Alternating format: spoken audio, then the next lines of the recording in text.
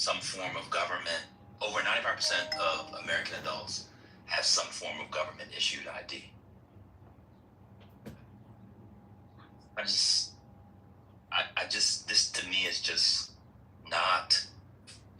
I don't understand the issue. I really don't.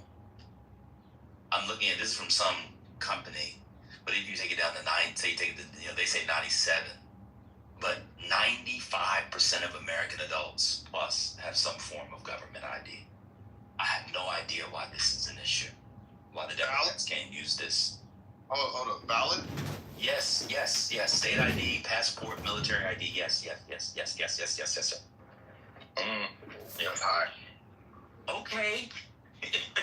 Thank you. I think that was high. That has nothing to do with the. Okay, so when we're writing laws, we say, okay, well, Trent thinks it's high. We're trying to have a conversation. No. I'm with you. I'm not against you on this. Like, I think we're done with that conversation. I really wanted your opinion on the population grid for the gerrymandering, which is the real issue, is how to solve the gerrymandering. I can't finish with the point I was going to make, so you want to ask me? Oh, my bad. Go ahead. Sorry, go ahead, Trent. I'm asking you the question. And you and Divine and ML. Like, I'm with you. The population thing, forget the fucking the voter ID thing. Y'all be talking about that forever. But how do you solve gerrymandering without a population grid? Because I don't think an independent commission can ever actually be independent. Because you would have half Democrats, half Republicans, and then one supposedly in the middle that's going to have free trips to Aruba and Vegas. You know what I mean? For the district. So I don't know how you get an independent commission to talk about. I think it's got to be a computer or some sort of. Hey, you put it over the United States. You put it over the states. That's the district. Let me try. Honey. Wait.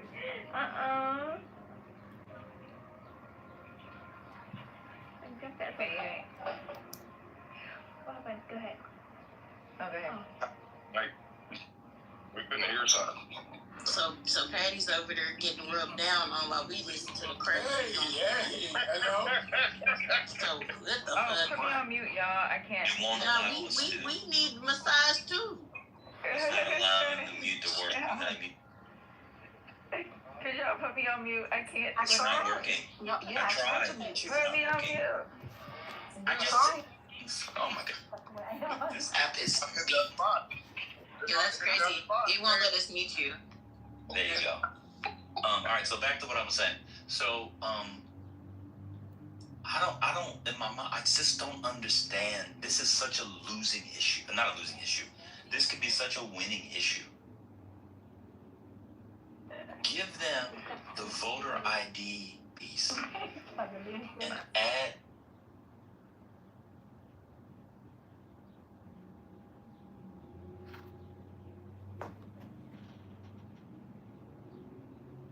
Go on, Ben. She's gone. Give them the voter ID piece and add other stuff in. All the concerns that people have about voter ID, just address it in the bill.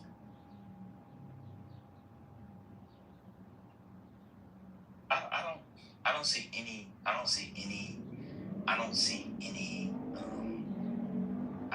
any good arguments against it. It's already in 36 states. People are worried about voter ID in New York. Is that the claim? In Oregon? This is dumb. This is dumb. All right. This is dumb.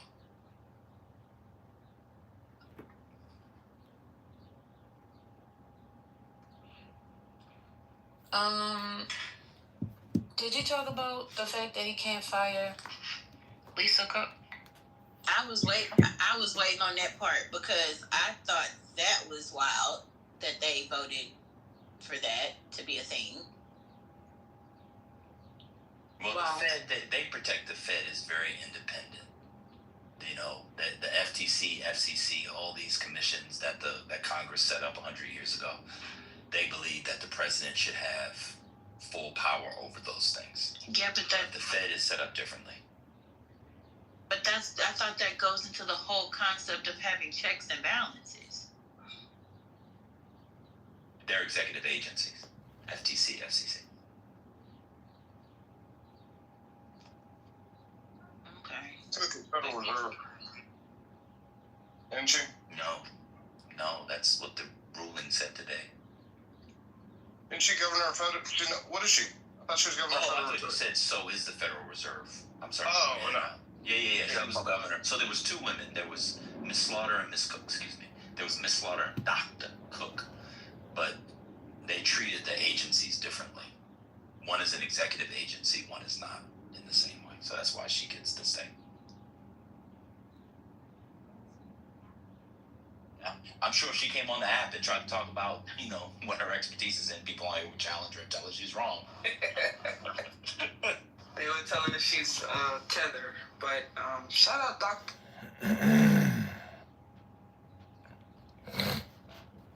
The things that needs to happen when Democrats get back into office is they should limit executive power greatly.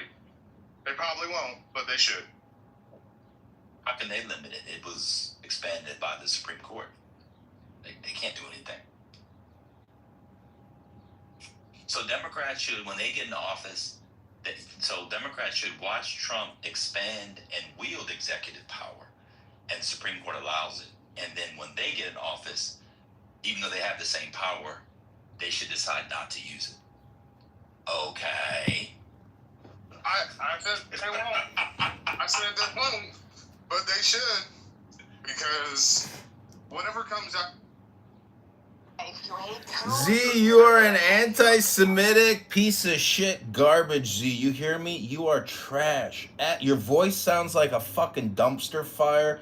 Fingernails on a chalkboard, you piece of trash, anti-Semitic. Supreme Court allows it. I got it. The Kansas City Chiefs are using the forward pass. The San Diego Gotcha, Chargers bitch! should not. They should just Gotcha, bitch! running the wing and tee. Good analogy. Get him out of here! Go ahead, get him out of here! Coming, and I was in the Trump room yesterday. Sure, that was insightful. It was. Yeah, I had the boys talking about socialism. He had that boys talking about socialism! He had that boys talking about socialism! Yeah, but I'm not gonna go into that. But when you look at what is coming, What is coming? What's coming right now? Oh my god, what is coming? Sure. And New York is going to set the precedent, and for a future Islamic caliphate, which is going to be run by the rabbis, like it was always run Like before. it was in the Persian Empire. Yeah, like it was in the Persian Empire by the Exilarch. Because ultimately, the goal would be that they could start up a caliphate again, and then they'll have 2 billion troops. That's the whole fucking point. It's already 2 billion troops. Just open the gates. And they're not organized, so you don't have a caliphate. Well, it's The easy. only You one think we need fighting a right now head? is Iran. No one else is fighting right now. The only one standing, against. Nobody's whatever. fighting because there's no fighting. There is dropping of bombs, and that's it. Nobody's Yeah, fighting. When they fight on the ground, they get kicked in the ass. That's a different story. Let's go to the Bible with some evidence here why we drop bombs. It's going to be able to show you. It is perfectly fine. It's in the Bible. We're going to go to 1 Samuel. Yep. Yes. Chapter 15, verse 3. Let's go to 15:3. This is the good one. Now go, strike Alamak, and devote to destruction all that they have. Do not spare them, but kill both man, women, child, infant, ox, sheep, camel, and Hours ago. So the, They said. So That's what the whole maybe case I don't was. understand the case. Maybe I don't understand the case. Have you read the decision, Trent? I didn't. I'd be honest. I didn't. So then why are you offering your opinion about something that you don't know about and have not read?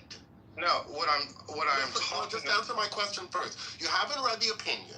You don't know what the holding in the opinion says. You don't know how the Supreme Court reached the holding, and yet you have a strong opinion about the decision. You don't know anything about it, though. No, that's not what I'm saying. You have an opinion about it. I didn't. That's not what I said. I was talking about the expansive powers that Trump has taken on from terrorists, from everything. Yeah, but not just all of that is occurring within the context of the Trump versus Slaughter judicial opinion, which you have not read. And you've read nothing about it either. Gay in this motherfucker. You guys have a nice day.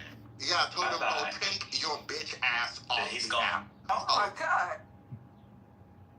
So I just said I thought the You Democrats guys need more gay niggas in your lives because at least we have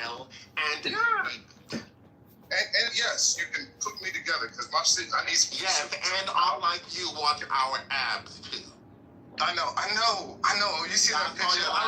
You're looking pretty thick there, sir. All right, let's chill. Let's move on. Move around. You're right. I've been on the donut. Wasn't told to on the donut when he got all homophobic with me, and now I gotta chill. Yeah, he don't have to chill. He right. I love me some gay people. Shit. But in all seriousness, Hurricane, and I love your opinion on it. How do we roll back some of the things? Because what I'm saying is, let me say it more eloquently. How do we roll back some of the things that Trump has broken? How do we do that? Or how do Democrats do that?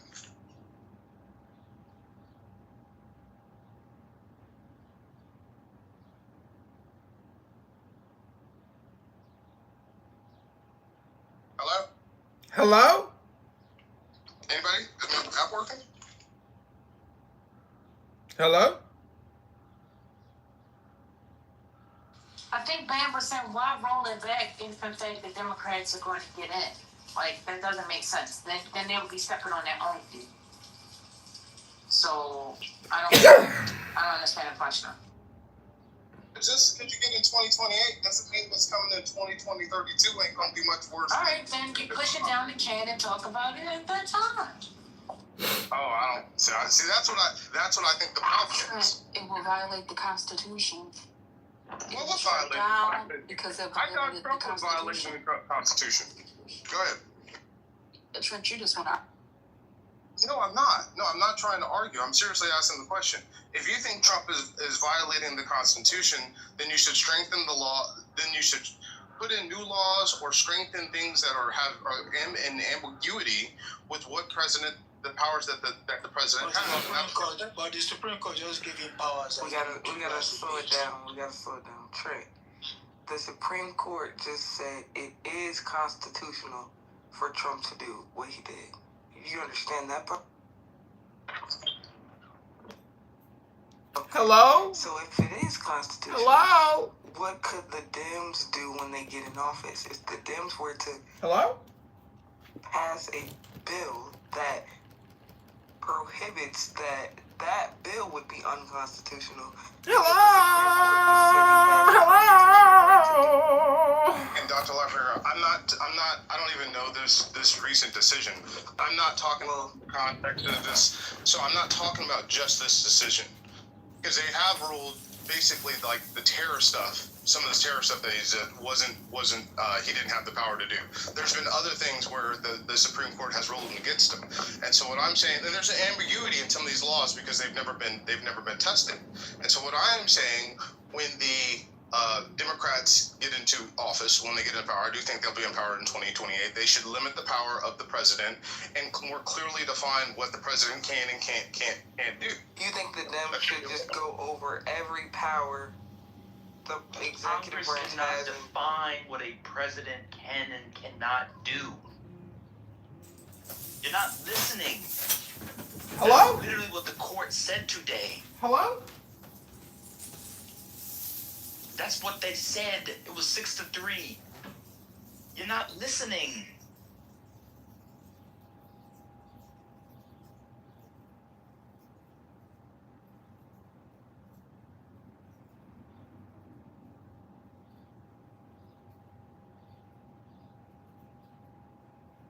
And what a stupid thing politically.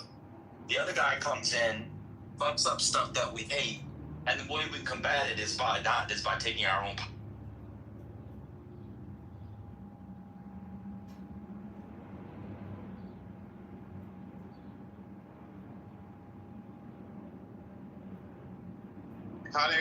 Kanye West said, "Do you have the power to let power go?" I get you. I didn't say I think it would happen.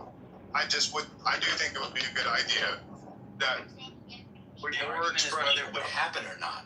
What we're saying is stupid is you thinking it's a good idea. I'm not saying whether or not it would happen. I'm saying your idea is stupid. What you're saying is stupid. I'm not making a prediction. I'm making a qualitative judgment on your idea, which is a stupid one and an unconstitutional one.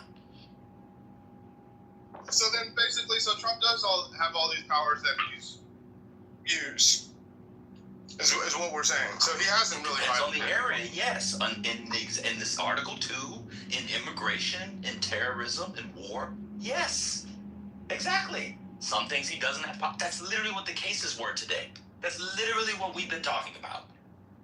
That's quite literally what we've been talking about. Let me ask you a different way. Should forget about who being in office. Does anybody on stage think that some of the executive branch's power should be rolled back? Do we think that? Not what the Supreme Court thinks. Do we think that? Do you guys think that? Wait, what? So that's a strange question to ask. Would you like to know why I find your question strange? Sure. Well, the president's powers flow from the Constitution. The Constitution, as you should know, is the law that governs the president, Congress, and the judiciary. So if the Constitution gives the president certain powers, those powers can't be taken away legally because they belong to the president as a matter of law. For instance, the authority to make foreign policy decisions. Nobody can take that away from the President of the United States because the Constitution says that power exists for the President to wield alone by himself, herself, or if we ever have a trans president, themselves. Okay? That's why your question is weird to me. I think the thing that Trent is inarticulately asking, which clearly stated may not be any smarter, is are there maybe like loopholes or points of vagueness in the delineation or the outline of presidential powers that can be filled or packed in so that the next president like Donald Trump can't exploit like those things? I think that may be the thing that he's trying to ask. And again, maybe it's still not a smart question. Like loopholes that haven't been exposed yet? Or loopholes that have been exposed? Maybe both. I don't know. I'm just trying to help. Right, that's what I was asking. The ones that everybody is saying that he has used to be unconstitutional to this point, that I now guess are constitutional. But that's what I'm asking. Is there a way to rein in presidential power? Yeah, there's one way. When a president abuses his executive power, one way to rein it in is to sue the president because of what the president has unlawfully done. That's why Donald Trump has been sued hundreds of times already. That's one way. Have been effective. That's false. Well, correct me if I'm wrong. Where has that been effective?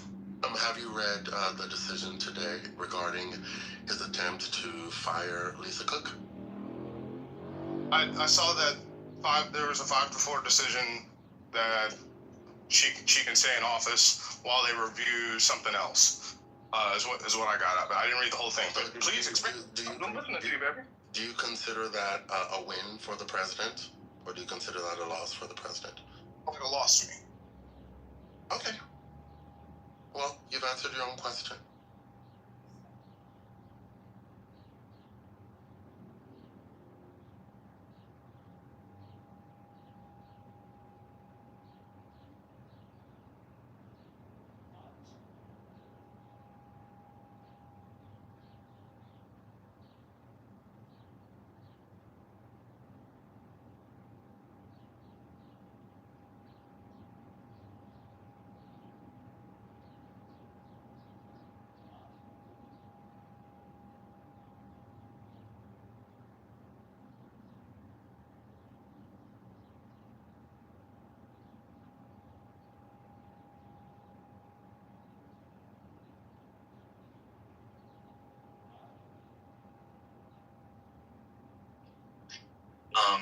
President Ossoff, when he comes in and just cleans house in 2029, Republicans are going to regret moments like this. I don't understand why people are working from the assumption that we're going to live to 70 years old, 75 years old, and Donald Trump's going to be president the whole time. I do not understand it. What goes around comes around like a motherfucking bitch. I just do not understand it. Okay. All right.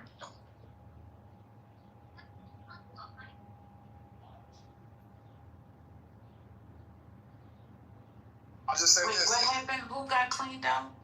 Who got that clock cleaned? Nobody yet. Oh, I think you just said something about somebody cleaning up. I said what goes around comes around. Right, but before you said that, you said something about somebody. I said when President Ossoff comes in 2029 and cleans house. Oh. And fires everybody, including Gotcha. Brandon Carr and all the MAGAs that are in. They're going to be pissed. Thank you for clarifying. They're gonna be real pissed when the socialists come to power. You know, wish they rolled some of these executive powers back then, because they're laying out the blueprint for socialism. Blueprint. Oh, Lord.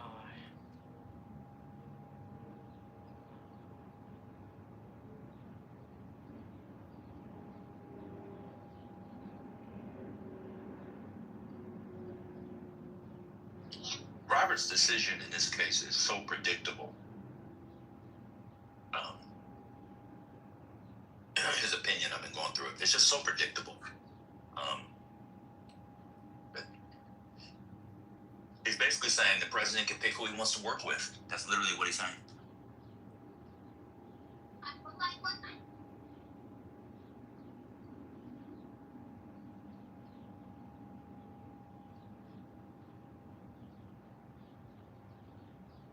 Amazing Grace. The socialist motto should be like the Colorado Buffaloes of 2 years ago. We coming.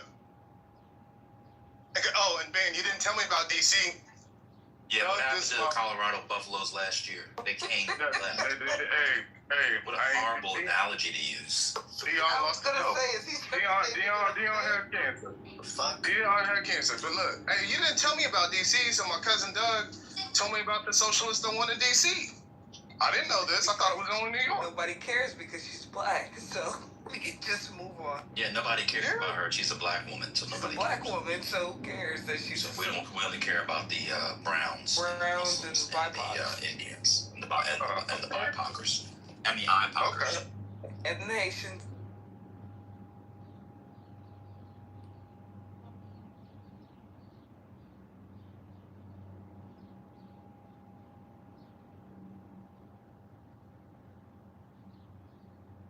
But Trent, if you're a socialist now, you should know this. They have a socialist paper you should be ordering. You should have been updated on that the next. To be honest, Doctor, I ain't bullshitting with you. I'm reading up. I just watched the Marx documentary on Prime. Oh, this is where all this is coming from. It was a little boring. No. I've been saying for a minute. Like, it wasn't me. Some of my guys in tech been telling me, hey, when labor gets down to a zero-sum game, basically labor is the cost of electricity. It ain't. We have to just completely change the economy. It just doesn't work. And also looking at healthcare, it's like two things for me. It's healthcare and AI, humanoid robots. It's like those. I consider AI and humanoid robots the same thing. And so those two things like have led me to say, like, if you look at it 5 years from now, 7 years from now, I don't see how you don't have more socialism. It's not working. It's not working now. That's what's very clear. It doesn't matter. Even people making over $200,000 a year are struggling, or it's tight, and it shouldn't be. And part of it's the population growth, but part of it is the capitalist system of consumerism that is breaking upon itself.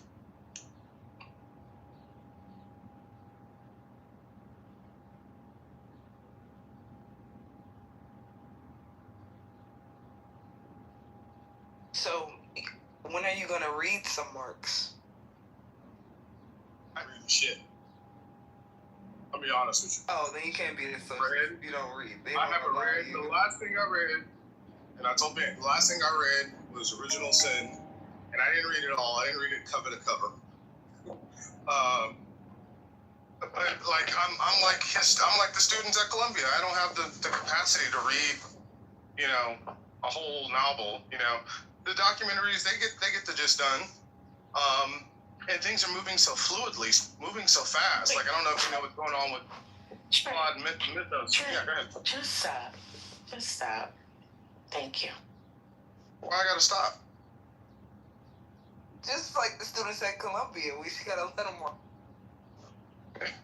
No, man was talking about the students at Columbia not being able to read full. And yesterday, that was in the context of an education discussion. Right. They don't want to hear about your. People want to talk about the news and stuff. They don't want to hear about you personally. Come on, man. And I'm talking about the news, and so I'm looking at like. No, I was about to talk about the Supreme Court. Okay, you're right. Oh, they want to talk about the Supreme Court. No, sorry. You know what? I apologize, Trent. You talk about whatever you want. No.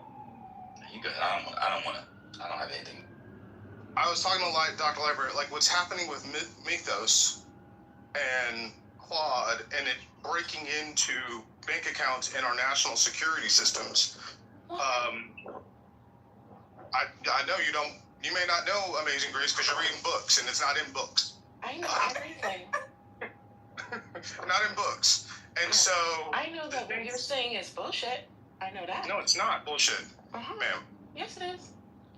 Okay, well, you just don't know, man. Yes, it is. So I was talking with one of my friends. We don't really want to talk about the Supreme Court. Okay, go back to the Supreme Court. Thank you. All right. I need a quick reset. So we had 4 big decisions today. One, nobody's really interested in, but it's an important Fourth Amendment case. That was the case on the Google warrant. Whether the police can get your information out of Google when your phone pings. That's like a win for privacy so far. At least it was a nasty 6-3 decision. The 3 that were you wouldn't have expected. Alito, Thomas, and Barrett. That was crazy. Then we had the big win for people saying that for Trump, it's for any president. Trump's only going to get to wield it for about a year. The next president's going to get to wield it for 4 or 8 years. But people got to stop framing stuff as wins for Trump because Trump is almost out of here in more ways than one. That was the second case. And 2, the third case was on the Fed that he could not fire Dr. Cook until that good Adosian finished through the lower courts where they had those fake mortgage fraud claims. And then the fourth one which from our perspective is actually probably the most interesting one, generally, is the mail-in votes. And they decided that mail-in ballots that are postmarked before election day can be counted. The RNC was challenging it. They went through the Mississippi law, which allowed for ballots that was postmarked that came after to be counted. And what Barrett said was, who wrote the opinion, was there was excuse me, said was there was nothing in the statute, in the federal statute, which said that you could not count the ballots after. That's a massive loss for Republicans. I agree. I was worried about that one. Yeah, it was 5-4. It was Barrett, Roberts, and the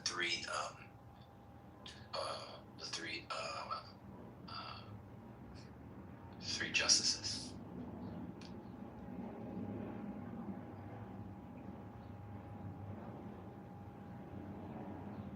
And that's it.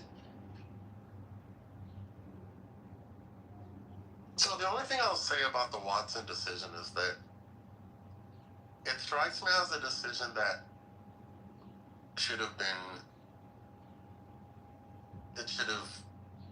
received a unanimous vote from the justices, or even better, it shouldn't have even gotten to the court at all, because I think the language in the federal laws is clear enough about what states can do and what they can't do. And so Alito's argument about why the 5 justices voted in favor of the Mississippi law is a strange argument to me. I'm seeing here that he says that the ballots should be gathered by the states on election day because that is what the election day statute required when all voting occurred in person. Well, voting doesn't always occur in person these days.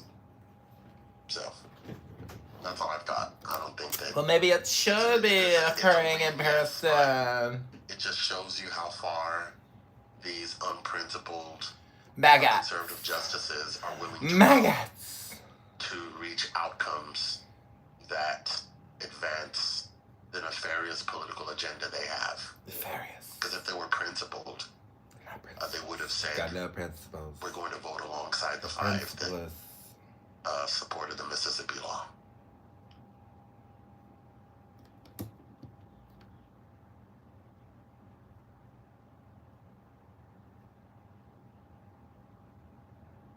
Anybody else on that one? Have no requests on the... They have no principles. Excuse me. On the geofence warrant case. Chastry versus U.S. Anything else on that, on the Watson versus RNC case? I don't even understand. I don't understand the rationale. I'll be honest with you. I don't understand the rationale for not counting votes that come in after election day if they're postmarked before election day. I really don't understand it. So this was a strange one for me. It should have been per curiam, more to Hurricane's point. It should have just not even got up there. That just to me, I mean, it's just, I don't know.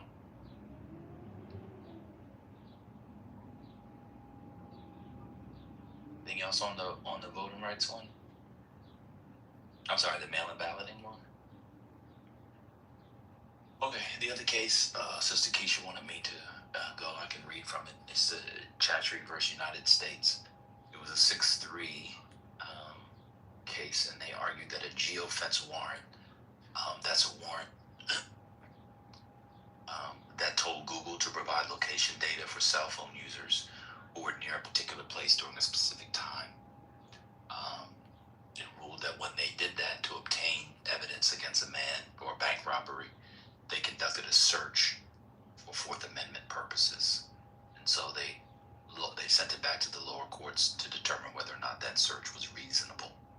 So it's a Fourth Amendment case.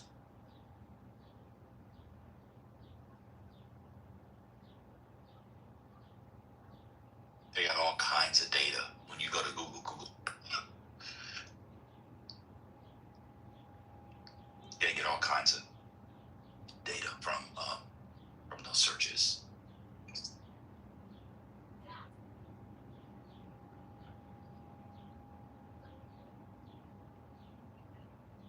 that anything else? Just Keisha, any questions on it?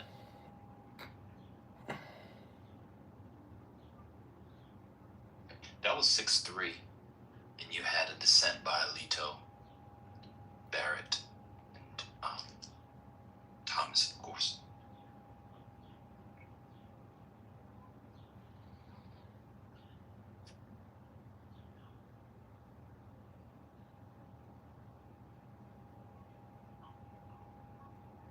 Okay, so Liberty is asking for a roundup case.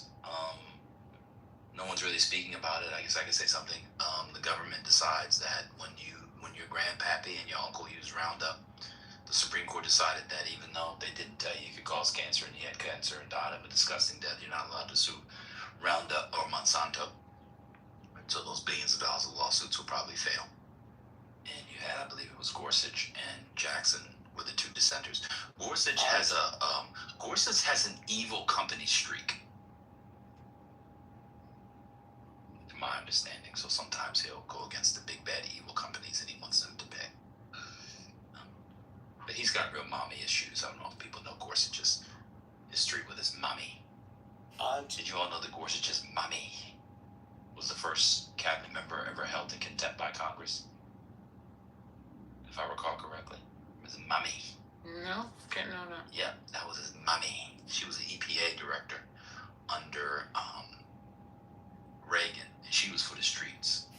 She had gotten a divorce. She moved to D.C.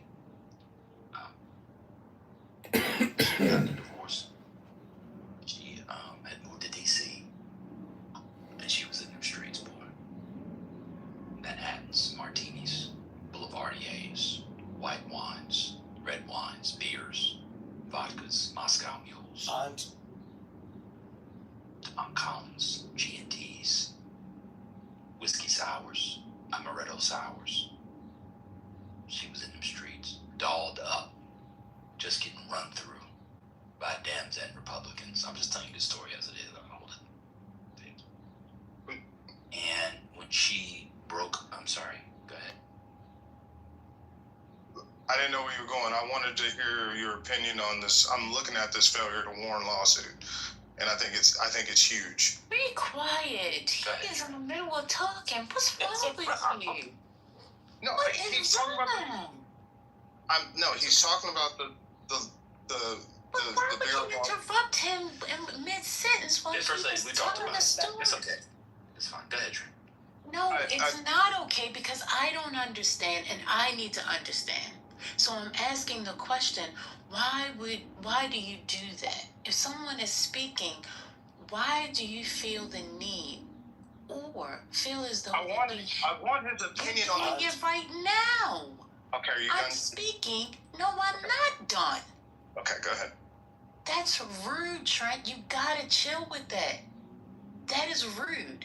And I don't like it. You are an adult, and I should not be talking to you like you are my 13-year-old child that I don't even have. Exactly. So please don't be rude like you're 13 years old. Because you're not. You are. No, we don't want to hear from you. Somebody else can speak. We don't want to hear from you right now. You're in punishment. You're in timeout. Fucking huge case he just mentioned.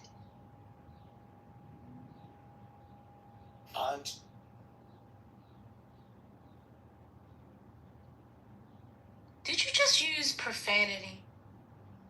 I just wanted his opinion on what he just spoke about. That's all.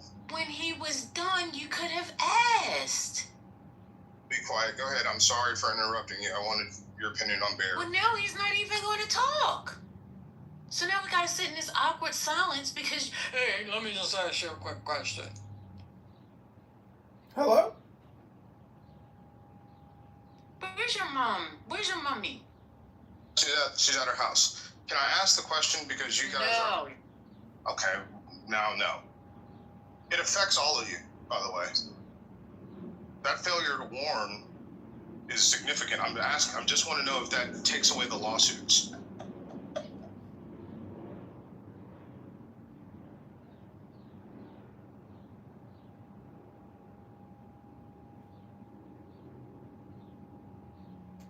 Hello? Hello? Hello?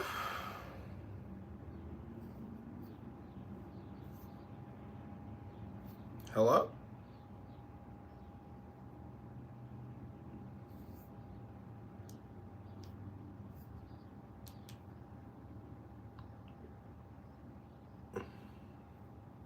Yes, I still miss him, brother, but still doesn't mean that I can't get frustrated with what I missed. Just ask. He's an expert. He's looked at him and Hurricane have probably looked at it. I'm just asking. There's a $7.5 billion class action settlement that was supposed to go to consumers, based upon the 7-2 ruling that he was just speaking about. Does the failure to warn nullify those payments that were supposed to go to those Americans? It's just a question. I can't tell.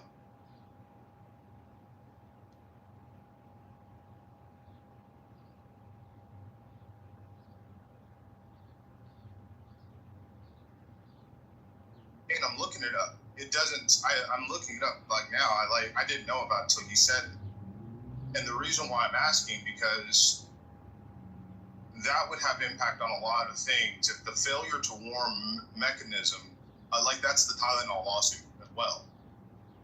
So if you're saying that companies don't have a duty, that's what I'm trying to understand it. Does it mean that companies don't have a duty, or the failure to warn you of the possibilities of the side effects of their things? It has automotive impact. I'm trying to understand, like, what does that mean? So the issue, to my understanding, is that the EPA had already come to the conclusion that glyphosate did not cause cancer. And so even though tertiary information started coming out that maybe it did, it would not have, they had no duty to say that it might cause cancer because the EPA had already come to the decision that it hadn't. And so therefore it wasn't appropriate for them to sue that they failed to warn, because the EPA had already decided that they didn't have a duty to do so. That's my understanding. Sir Liberty, thank you for that explanation. Great. So, and do you know if that that nullifies the lawsuits then? So these $7.5 billion, that $7 suit is now not going to go out. I'm not sure about the specifics of that lawsuit in particular. I know that this has really broad, sweeping implications for lots of other similar lawsuits to this one, but I don't know for one that had already. Do you have the specific, like plaintiff and year of that case you're referring to? Put it in the chat because they talk about it. Yeah. Hello? Hello?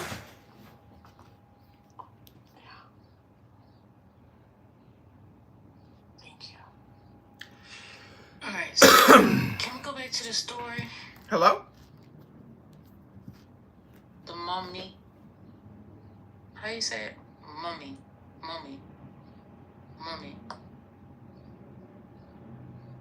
I know. Just awful. Mummy story. Where's the mummy story? Hello? Thanks.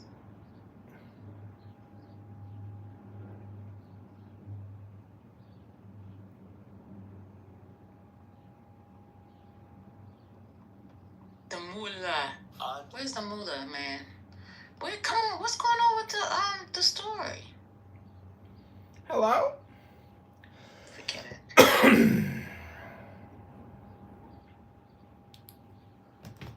Hello? Hello?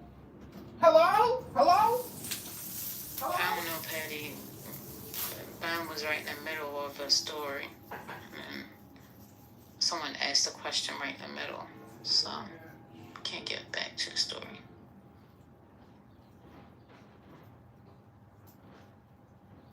This also kills the Google lawsuit. This kills the AI lawsuit. The way I'm reading it. And that's why I would love. Read on mute. Well, y'all were just wanting to talk about the Supreme Court, and there's a Supreme Court case, and you're not saying anything. And I think this would kill, like, Sir Liberty, it would kill the AI lawsuits as well. Okay. Well, does the EPA regulate the labeling of AI warnings? What is going on?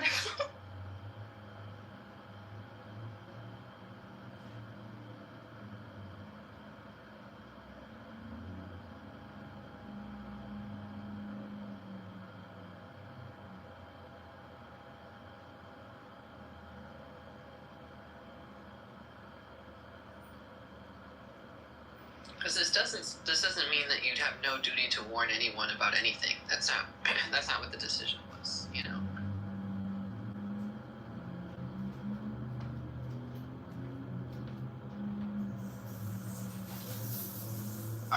Rennie, I actually do think you could connect it to data centers. The way, again, I'm not a legal expert. That's why I'm asking the opinion. But I actually do think you could connect this to some of the data center lawsuits as well. That's why when you said Gorgeous is something of a bad company killer, I'm like, whoa, this is massive. Auto lawsuits, class action lawsuits.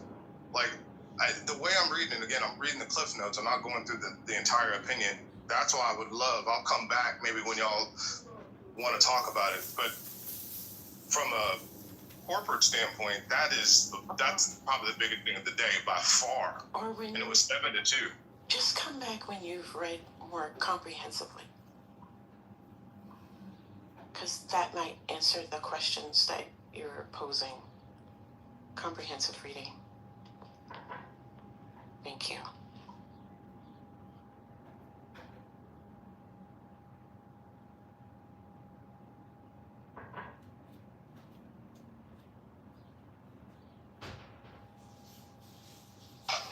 I don't know who this Amazing Grace person is, but they like to kill content.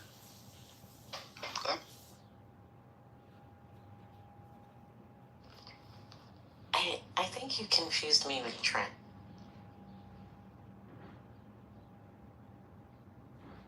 Are you calling me a dodo because the ruling was last week? Ban? I didn't know it until you mentioned it. Nobody calls you a dodo. No, I was looking at the chat. I don't. Oh, I didn't know. Trent, I don't know. You forgot. You gotta let the chat be the chat. Yeah, I gotta let the chat be the chat. My bad. Or respond in the chat. Yeah, you gotta drag the people. No, I'm like, is Hurricane still here? Oh, Hurricane's gone. Or he would have said something. But no, that fucking Monsanto ruling is just unbelievable. And I don't know why it's 7-2. I'm just like, wow, stunning. And this, you want to talk about something that Amazing Grace? You want to talk about something that affects you, especially older folks? Some of this shit What makes you think I'm older? And you already said that you don't know about it, so. I'm looking at the summary of the ruling on failure to warn, and that they didn't have a duty. Like, I don't know how you could say after you realize something causes Hodgkin's lymphoma. She already told you, but she already explained it to you that once the EPA had decided that the agent was not carcinogenic, right? That removed the company's obligation to say, I'm including this agent, which is carcinogenic potentially, in my product. She explained it to you already. So why you're continuing? It's mind-boggling.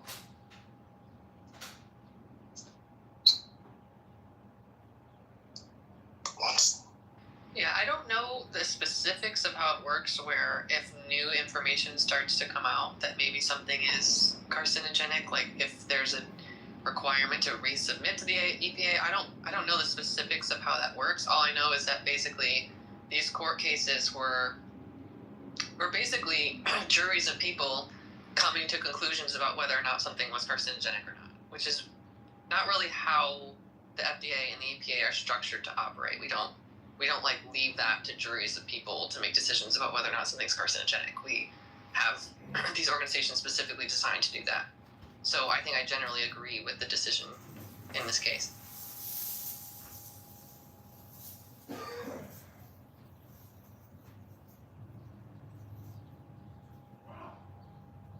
Yeah, because it's saying it is carcinogenic. It's just saying that the EPA didn't require it.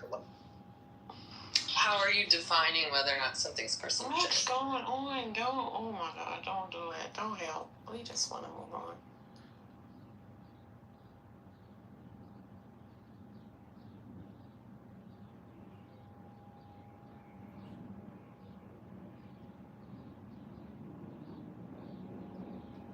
Yeah, I'll leave. Yeah, I just read it. It dismissed thousands of lawsuits. So the lawsuits are just dismissed. Great day for America. Y'all have a good one. Bye. All right, cool. So, anybody else on this case, on the cases we was going through? All right, 1 second.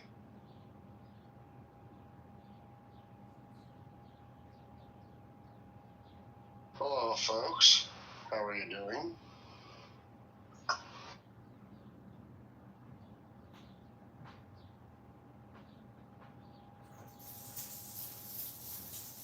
Hello.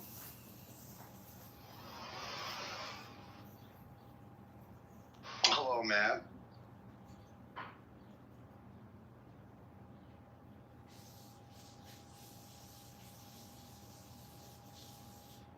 No, I'm not. No racist slurs from me. No way. Anyway, good to hear from y'all. The SCOTUS cases. Pretty cool that we can, smoke marijuana and still retain our guns, right? That's something that I... Cookie for not using... Yeah, bro. Yeah, so man. Like just... cookie for not using racial slurs. I would never use racial slurs, ever. That's horrible. I'm asking, would you like a cookie for that? Yes, please. Are you doing us a favor by refraining from using racial slurs to insult us? I don't know. Is that something that you feel like that's a favor? I'm asking you. You announced that you're not using racial slurs. Okay. And so I just want to know if you want special treatment because of that. I have never used them, Iron. How dare you? I have never. Oh, that's a lie. Those would be mean and hurtful words, and I don't use them. Oh, okay. Who would they hurt?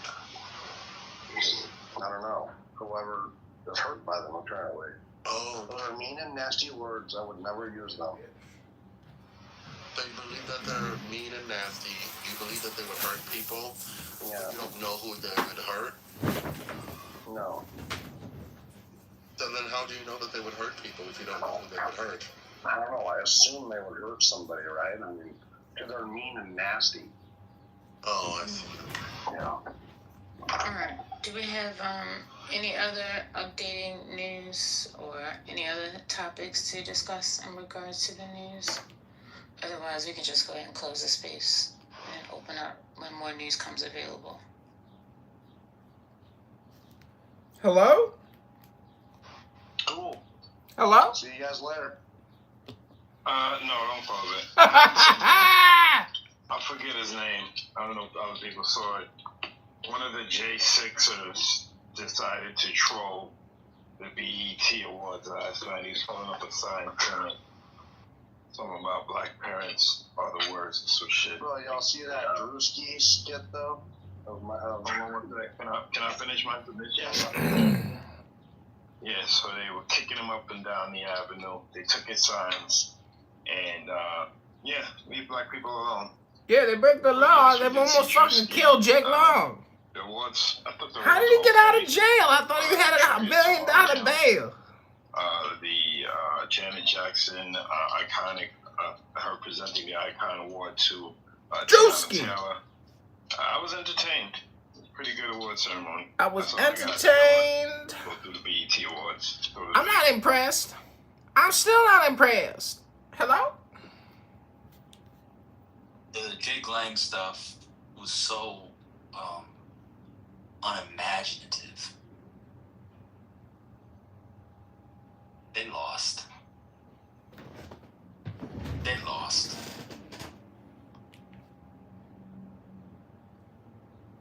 They lost. Like that's what the racists do now. They go and troll outside of the BET Awards. Culture matters. I couldn't even get. I was more upset from not cutting my shallots as fine as I wanted them last night. Like, oh shit, I should have cut them a little bit finer so I can get more oils or more oil released when I sweated them in the pan. I thought that was so silly. That didn't. It wasn't even creative. I missed it. I didn't see it. I don't even know what Exactly.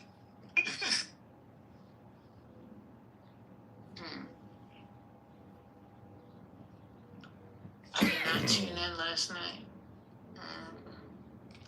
But anything else on BET Awards? Some says RJ is the ultimate chaos agent at the BET Awards. And his antics became a joke. Did he do something at the awards? No? Okay. Ray J.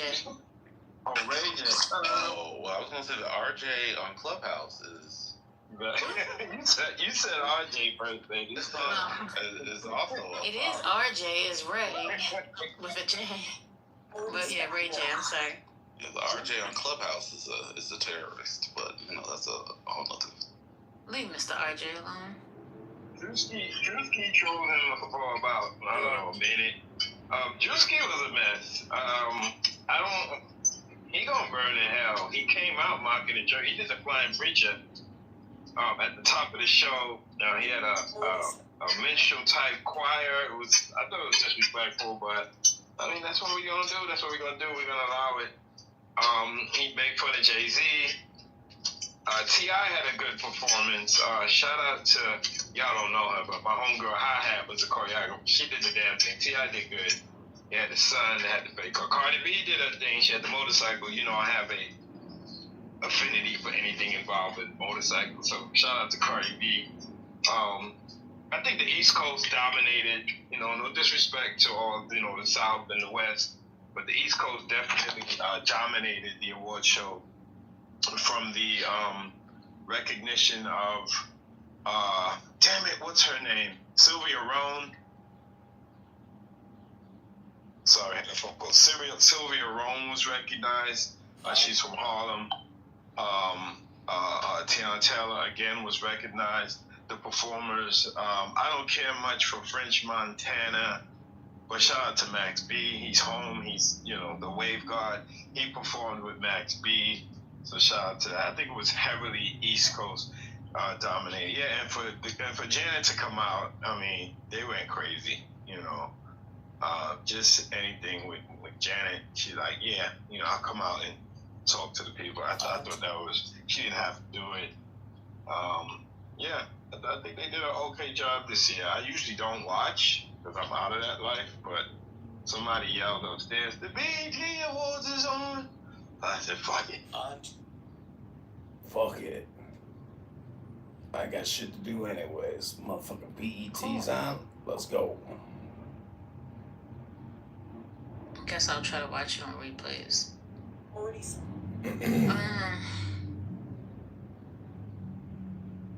Oh, wait. This is the last year for the BET Awards?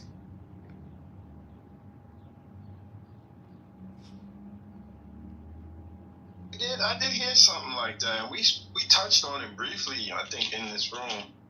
I don't think it's the last year. I think they're going to change how they do things. I don't know. I got to do a little research for that. Okay. Well, what about this NFL Brandon guy from the 49ers? He fires his agent and refuses to show up to training camp. Is it the same guy that got in trouble or got suspended for hitting a person from the stands? You wanna know? No, he's not. That was the dude that played Steelers. That was Metcalf. No, this is a guy that wants to come. He wants to come to Washington. He was really good for a couple years, and he had a falling out with the team. And he's Jake Daniels' homeboy, and they played together in college. They're not releasing him. They want to trade, and teams know they're going to release him. It's kind of but he's crashing out. So it's too bad. He's very talented. But yeah, that's not him. Yeah. I don't know what happened in that case. They probably had to pay that guy, and he probably wasn't allowed to say anything. And it kind of went away.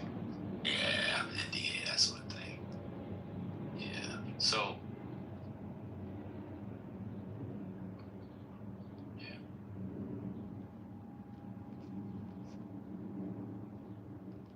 The other sports news is that there's an investigation for an NBA player. He was under investigation. 2 years ago, played for the Pistons, Malik Beasley, that he was shaving points. This sports betting stuff is going to ruin, I'm telling you. It's going to ruin professional sports. And it's going to be, I'm telling you the sport first. Oh, by the way, Brazil-Japan is on. And let's get it. But it's going to ruin basketball first because it is the easiest one to do it. And the one where you think you won't get caught. So it's easier, you know. It is not good. It's not good. I'm a freedom guy. Freedom, do whatever you want. It's going to ruin basketball first. And it's going to be sooner than people think if they don't do it. What they're going to have to do, and I'll be done after this, somebody's going to have to get caught and just get a lifetime ban without the possibility of reinstatement to send a lesson.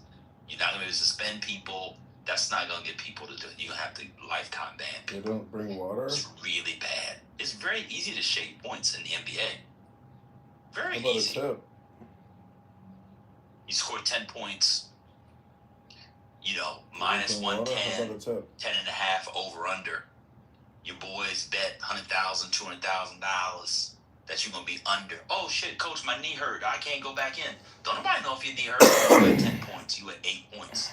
You sit out the second half. You don't come back in. Nah. It's really bad. And I'll end here, and then y'all go. I'm done with all that. What's very frustrating as a watcher, as a sometimes thinking person, is that the amount of money that these people make is not enough for them not to do it. It's insane to me. You this boy, you in college, you shaving points, you doing stuff in college football, whatever. All you getting is a meal plan and a nice dorm room and a UNC pillow and some swag. Before NIL, I can see why people did what they did. I really can. You're making $10-15 million pitching, and you're making sure at least 2 people walk during your inning and a half, and you're betting $50,000. I'm not trying to brag on people. There are many people in this room right now, either through their bank accounts, their investment accounts, their retirement accounts, could come up with $50,000 at the end of the week. It is not a lot of money. And you're making $5, $6, $7, $8 million, and you betting $20,000. There are people in this room who've gone to casino and lost $10,000 on blackjack. Regular middle class people. This sport, I'm telling you, this sports betting is going to ruin, that's a foul, you can't foul it. It's going to ruin American young men. It is worse than any of us can imagine. You go to the store, you see a little 20, 22-year-old deep in his phone. Oh, what you watching, your videos, listen to your SoundCloud? Looking at some yams on Instagram. Can I get to the yams? He got DraftKings open, trying to put parlays together for $25 that'll give him $8,000. How would you know? Hold on, yo, give me a second. What are you betting on? Oh, it's a competition in Germany. You can bet on how much salt is on the pretzel. How many twists is gonna be in it? It is let me just put it this way. I wish I could live longer, to the degree I want to live longer. I am so glad I am not 23 years old.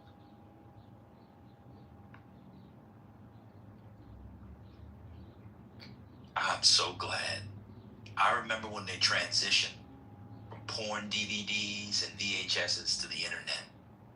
And you didn't see your homeboy for 2-3 hours. You saw him 2-3 hours less. And he was up in the room.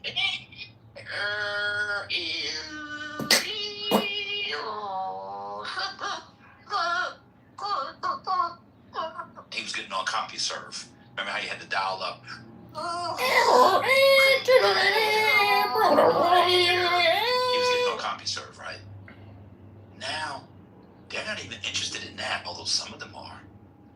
They're trying to get parlays on how many corner kicks Japan is going to have, how many yellow cards Brazil is going to have, and whether or not some dude in a sport named baseball they never watched is going to hit a home run in the first inning. It's really bad. I'll end here with a poem. There's a poem by the great Allen Ginsberg. I don't know if you all know the poem, but it's one of the most famous poems in the American canon. And the poem is called How. And Allen Ginsberg wrote this poem, one of the great poems, as I said, in American poetry. He published it, I believe, in the 1940s. No, in the 1960s, 50s or 60s. This is how it begins. I saw the best minds of my generation destroyed by madness, starving, hysterical, naked, dragging themselves through the Negro streets at dawn looking for an angry fix.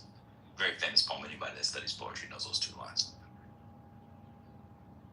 Somebody needs to update that.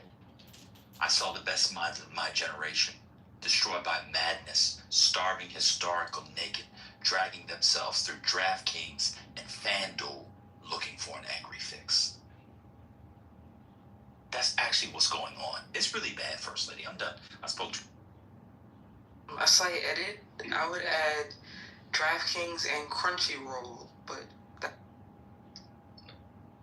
I've seen in some cases where the young men don't want to bet anymore because they see what the players are actually doing. Because they're beefing. They're like, I bet the over. He or she, because WNBA, y'all gotta watch them too, they're doing it. I bet the over, she's under. I bet the under, he or she's over. I'm done with this shit. I've seen losing their minds, looking at stats, making logical bets, and watching the player. One guy was like, he played an interview of the young lady. She's like, yeah, during halftime, I got on my phone to talk to my old coach. He said, if you don't get the fuck out of here, you was talking to your old coach or you was checking the fucking numbers. Why do players have their phones on the side of the court at halftime or any of that? So, while I do agree with the ban, there's still some young men that are just, and I'm glad for them. They're throwing the towel like, I'm not betting no more because this is crazy. They see it.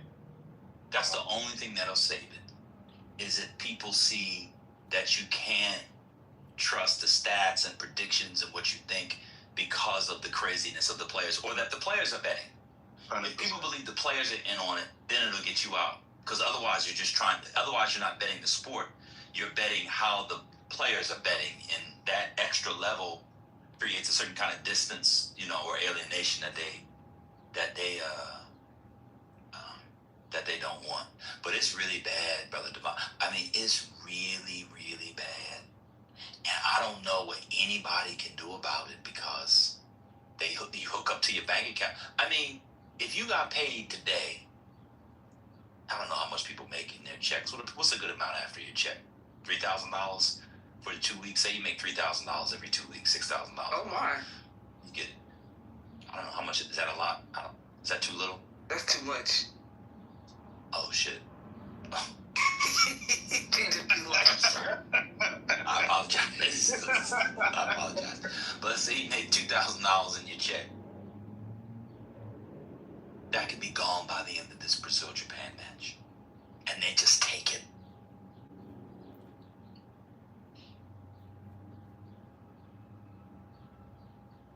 Yeah, But you know what they did? Oh, go ahead, Igor.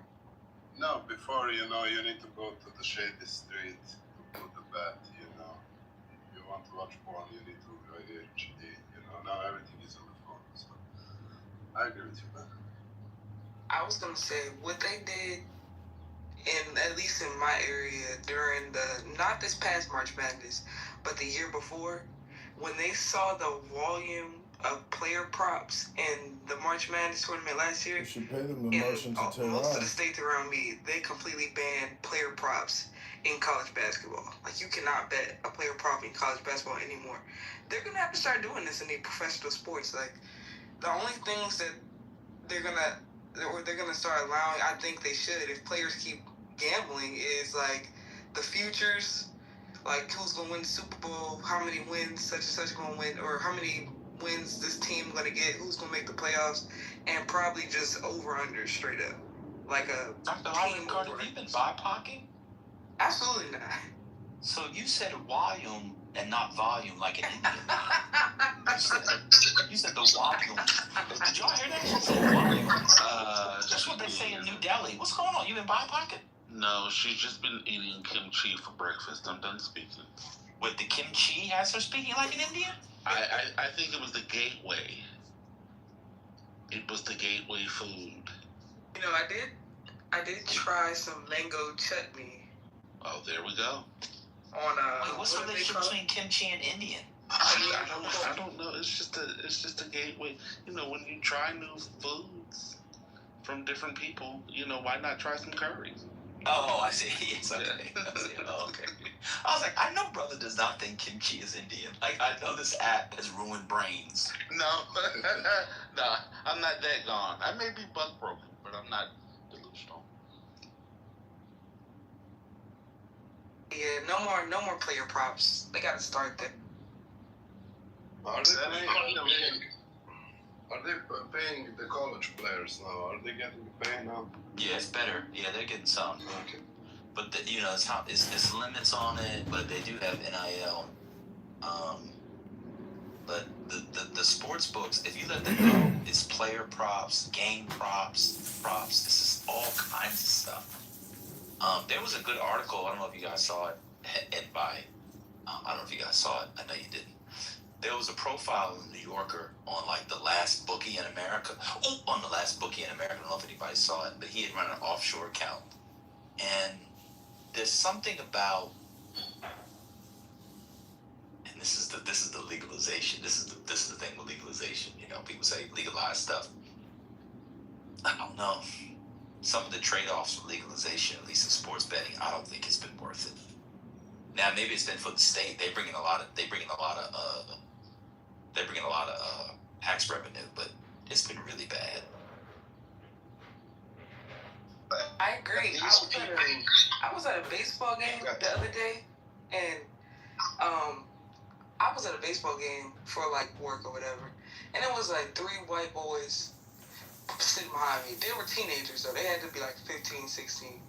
And one of them was gambling in the stadium because at Nats Park in D.C., it's connected to an MGM sports book. So you can't really sports bet in D.C. widely. You have to be within a mile radius of the sports book at the park.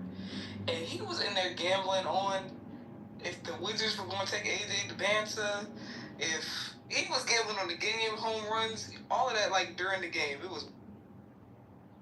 Gonna say, at least, this is not, it's kind of a plus, but not really. I was thinking about when Spike Lee was in Mobile Blues and he went to see the bookie and he used Spanish foods to write down his bets. He's like, Baduro, alo capollo.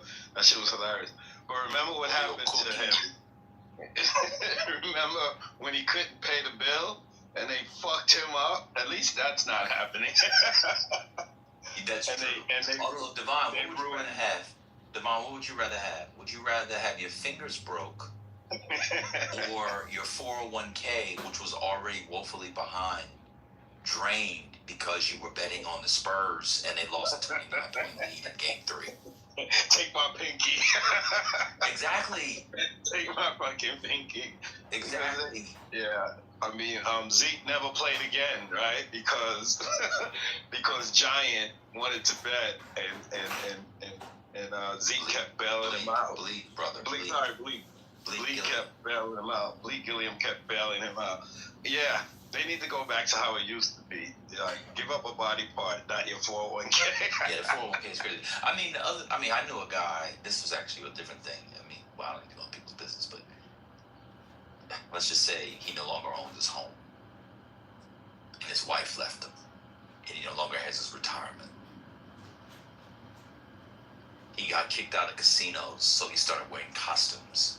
You know, once you get kicked out of a casino, and you're signed out, you get trespassed, and you can be arrested. He'd been arrested going into a casino. What I was going to say was, you know, they can do it, but they have to come to, like, maybe bet on the winner of the game. They gotta get rid of the props. They also gotta get rid of the, like, in-game betting. People go wild on the in-game betting. I don't know if people know what the in-game betting is, but on these apps now, it's just like it sounds. You can bet in the midst of the game. So the odds are constantly changing during the game. So you're watching a basketball game. It's the Spurs-Knicks. The score is 47-45. You can bet on the over-under for the rest of that half, for the rest of that game. And after every shot attempt, it's updated. It's insane. Every quarter, you could bet on the spread of every quarter.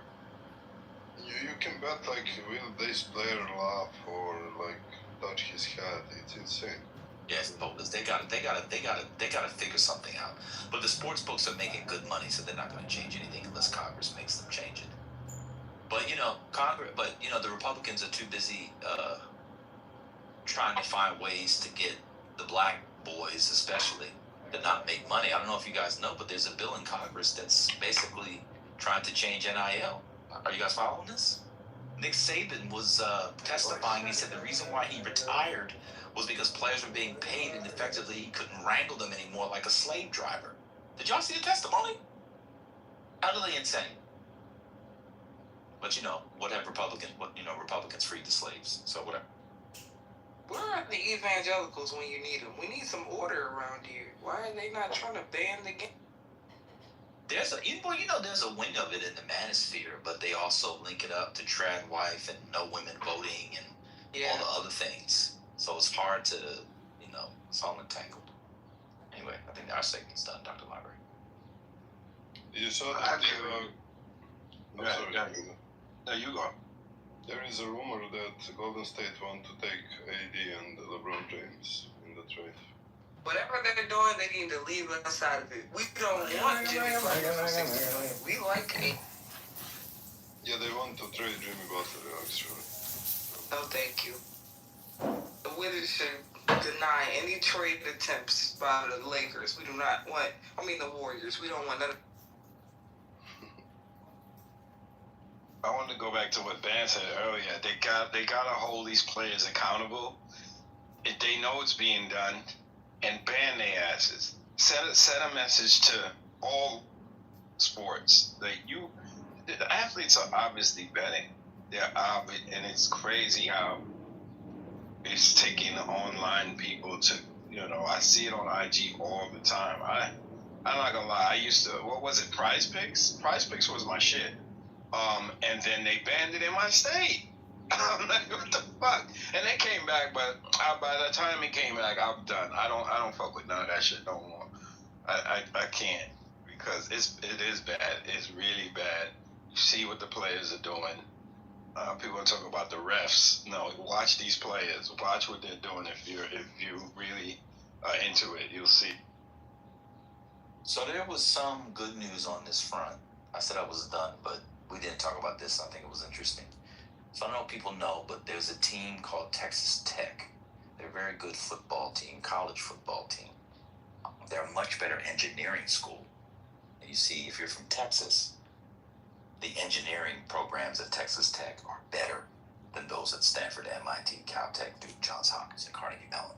So even though they have a good football team, you really want to go there for engineering, because the engineers at Texas Tech are way more coveted than those coming out of Stanford and MIT and Caltech. Anyway, he had been caught. Yes, he had been caught up.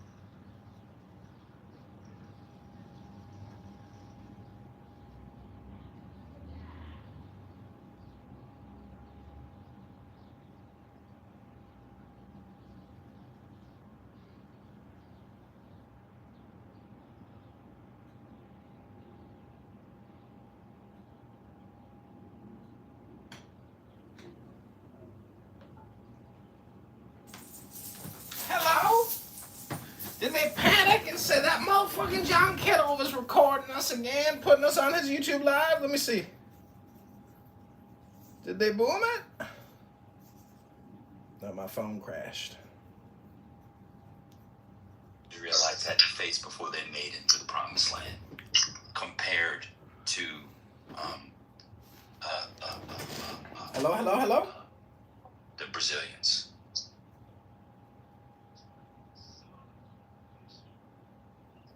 Brazil's in trouble.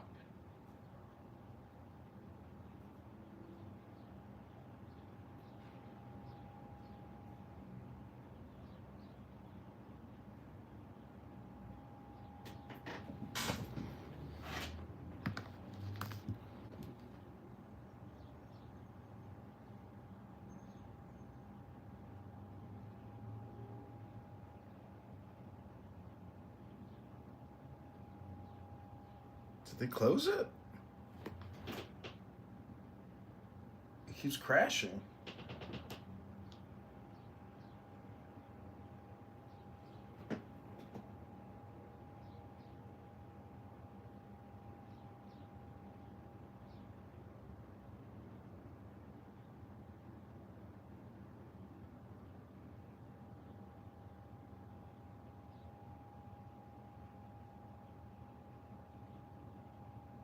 You said Brazil is in trouble? Yeah.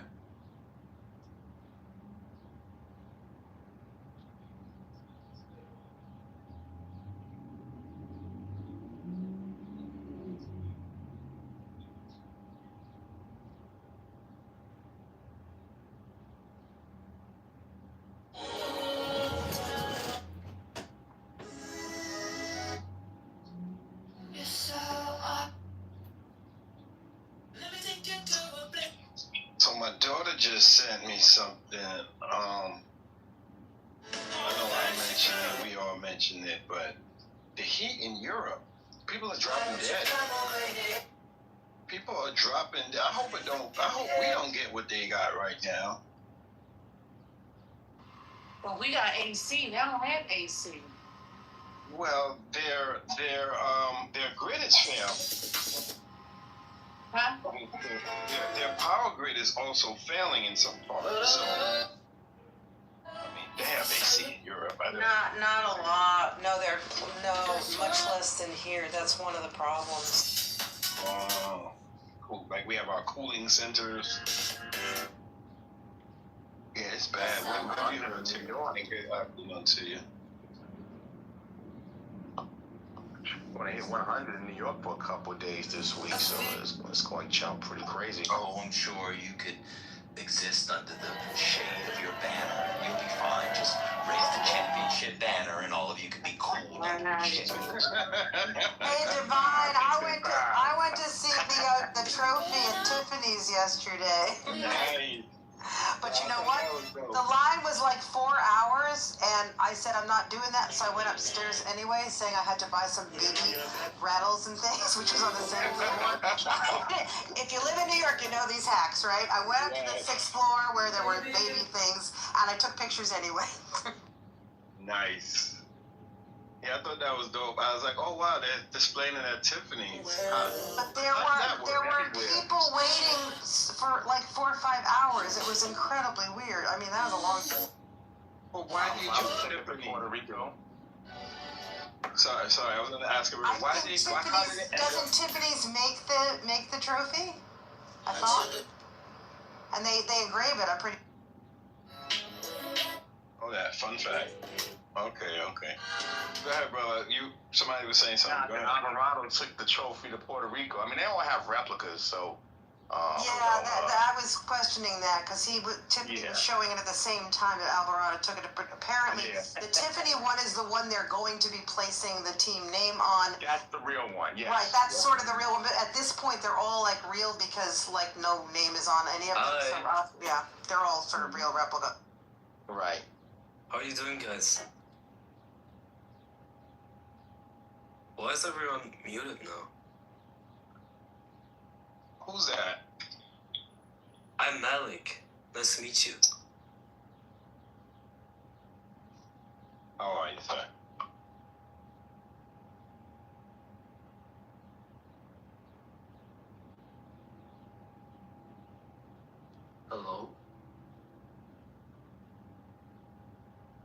We're watching the game. We're talking about this, that, and the other. But you can speak, Malik. Malik, you can speak. Okay, thank you. So I want to talk to Ed Soji. I don't know how to pronounce her name, but like the one with the Che Guevara profile picture. Are you there? Just ping him into another room, bro. We're having a combo.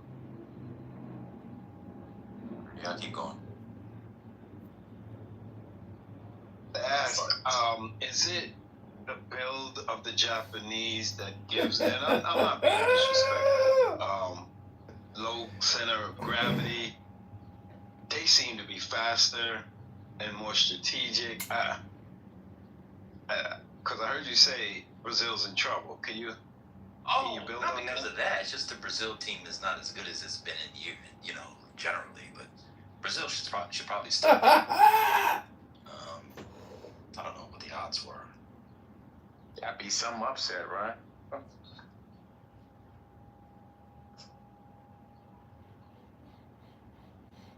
Yeah, they're plus 400. They're the big underdogs here.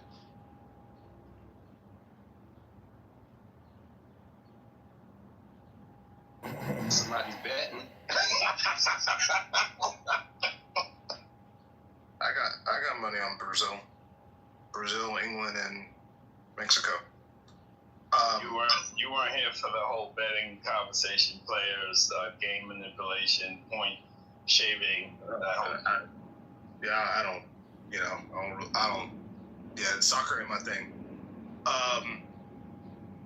Can I go back one? Are y'all on soccer? Tia ain't here. Tia's been texting me. I've got something. Go ahead, brother. Okay.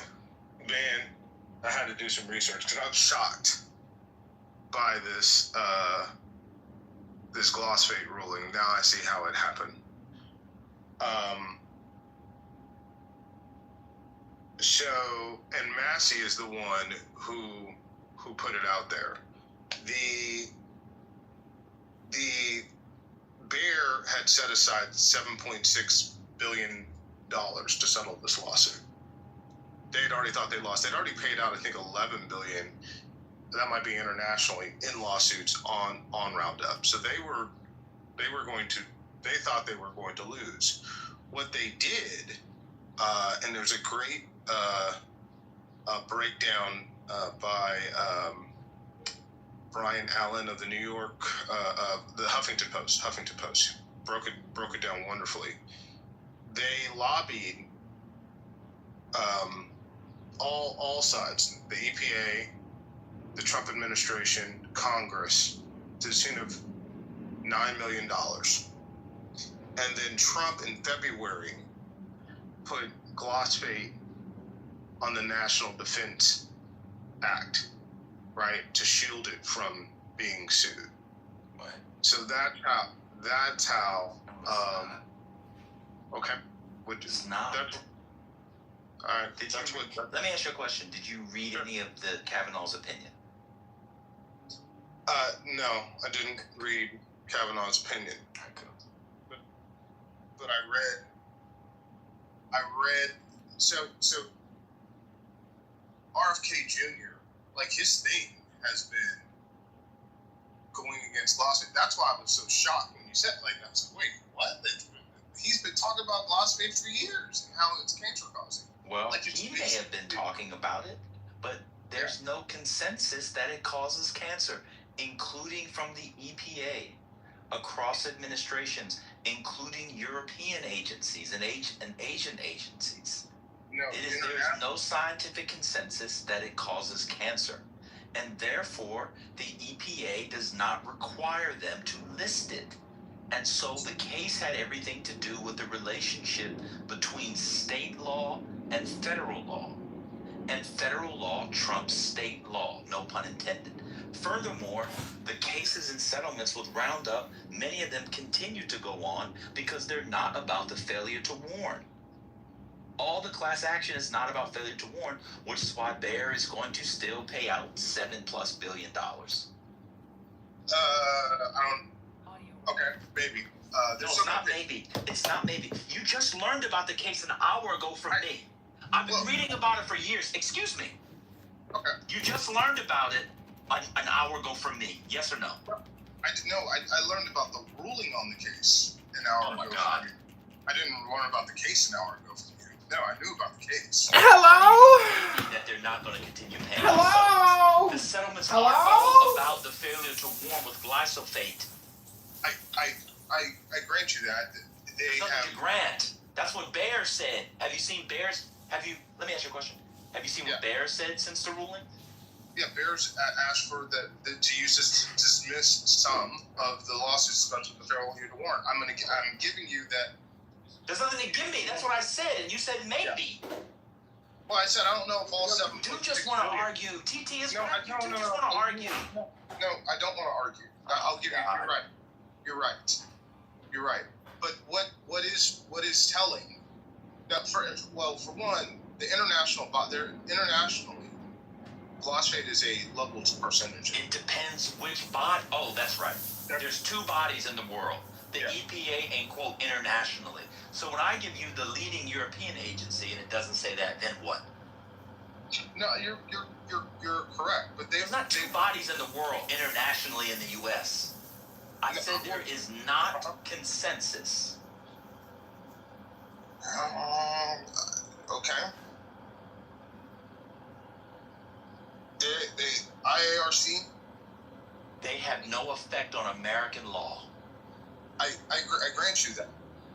What I'm saying is that their own internal study, this is why I thought that this was a slam dunk case. Their own internal study showed that it caused cancer. It's not what the case was about. That's what I'm saying. No, it's not a slam dunk case. The case was about the relationship between federal law and state law. It's not about whether it actually causes cancer. You should read it. I have. I mean, what is the relevant state? What's the relevant state? 1 second. What's the relevant state? What state was it? Missouri. What did the Court of Appeals say? I don't know what the Court of Appeals said. There you go. You should go and read what they said. And read the ruling. Read the ruling as well. There's what the ruling says and what these people, the bullshit that they put on paper, and then there's fucking reality. But you're not arguing what the case was. So you could argue that you think it caused cancer and stuff, but don't say you thought the case was a slam dunk if you don't know what the case was about. I understand failure to warn. Failure to warn is used in a lot of class actions. It's not about failure to warn. It's about specific law with the EPA. That's what Sir Liberty was trying to tell you. That's what she said. Yeah, I saw that, and to that point, yes, I believe. But here's just generally speaking, if I sell a drug from my nutrition store, and everybody keeps coming back and saying, man, this is causing liver problems, or this is causing gut problems. It's not about that. It's not about. I know. Just hang on. Yeah, but how can you be bringing something that it's not about? What do you mean? What do you mean? If you knowingly, I'm just talking about corporate America. I'm just talking about business. If you knowingly, and this is like who we are as a country, because even the EPA in their ruling, they say it's not that it's glyphosate is a carcinogen. There's no doubt about that. The way it's the manner in which it's applied, if used as directed, that's the little loophole that they're playing with. If used as directed, then it's not a carcinogen. Okay, trying to tell that to, land. I mean, these are relatively landscapers aren't always the most highly paid people or the most educated people. And if you know that for the most part, the way that your product is applied is affecting the workers and kids that are going and playing in the grass, and you don't warn anybody that, hey, based upon this, I have a duty to warn you. It's really slippery for our country. That's why that's the reason why I was shocked by the ruling that it was 7-2. But Massey talks about how they has nothing to do with what you just said. Is what Ade was trying to tell you. Okay. So how did he win the ruling in Missouri? Why did he win the case? Because it was a state law. Okay, so let me explain the difference. So in America, we have two systems of court. We have a law. We have state law. We have local law. But let's say state law and federal law. Yep. Yes. Okay. Cool. So he won in Missouri because it was a state case. He ultimately loses because of a federal law. And then we have a thing in America called the Constitution. In the Constitution, there's a clause. It's called the Supremacy Clause. Have you heard of it before?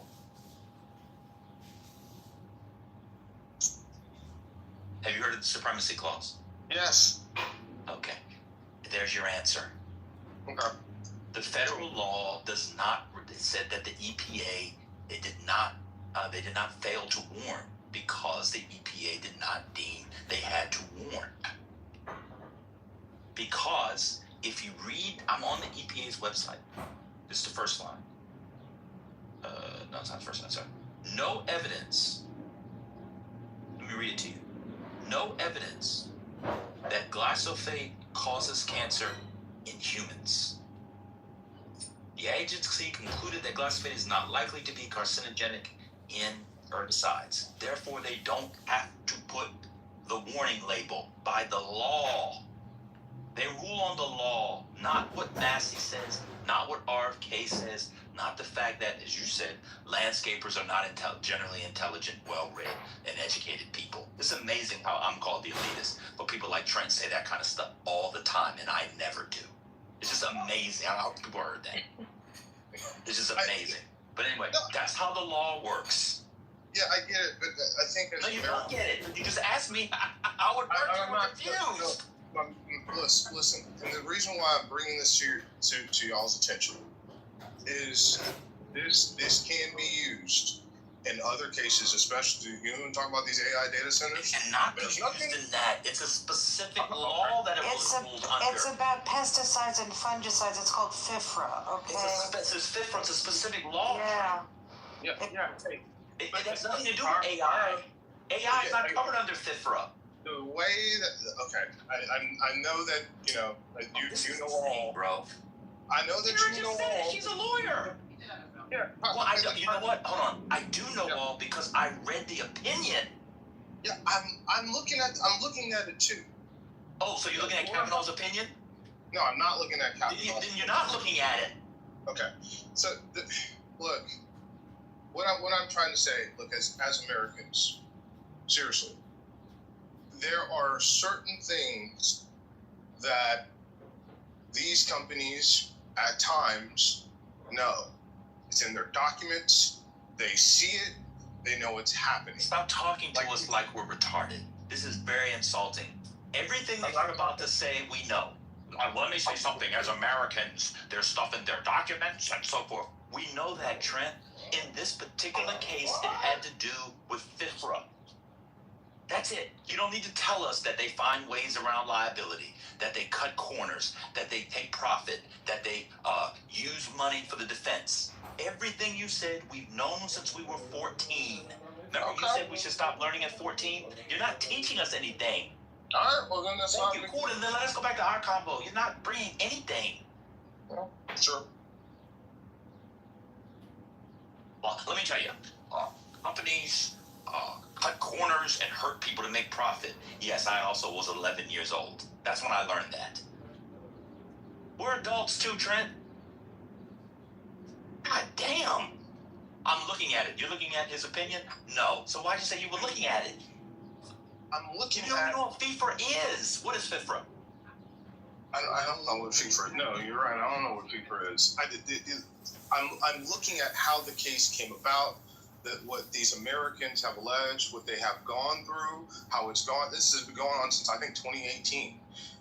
And a lot of these people were looking for these payouts, and they have found a loophole. It's not a loophole. This is the law. Trent, this is what the law says. Basically, FIFRA lays out a scheme whereby the federal government comes up with things that are, the EPA comes up with things that are potentially cancer-causing. The EPA has not done this in the case of glyphosate because they have said the evidence is not there. No. They have the evidence. No. They have concluded that the evidence is not sufficient to support this sort of warning. So this case is simply about the fact Missouri has its own failure to warn law, and basically the court said, this is why it's 7-2 because it's not as complicated as you think.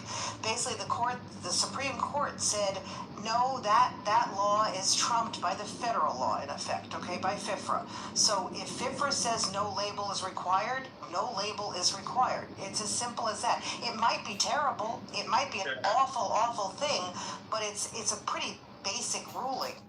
I think, the reason I think it's terrible, because you can say this about some of these things that are going on, these people that are complaining about AI data centers, and no, there's no EPA warning on water that runs through a data center, right? But like if you see dead birds and dead frogs, that is something going on, and that's my difficulty with this is like how easily we can be coerced. But if you guys don't think it's a big deal, it's not that we didn't say. Okay, so now you're doing the thing where since you didn't know what you were talking about, you're trying to make us feel like we're the horrible people. We didn't say it wasn't a big deal, and we didn't say that people shouldn't get restitution. What we're saying is that torts require law, and in order to sue and get money, it has to be legal. That's what the case is about. We agree with you on the moral claims. I think Roundup is awful. I don't use Roundup in my house. At least I don't think. The guy came this morning. I should actually talk to him. But we agree with you. But in this case, it's about FIFRA. You don't even know what that is. Yeah. No, you didn't get it because you were saying it could be used for AI. FIFRA can't be used for AI. Stop. No. Stop. No. Stop. You're doing a thing where you don't know what you're talking about. No. Which is why I asked you earlier. I was like, wait, how did they get to this? All right. Well, if you had let me finish, I would have told you that. Oh, my bad. But you had to interrupt me, like you just did a game. So I'm now done. Go ahead and explain to us how the FIFRA ruling fits AI.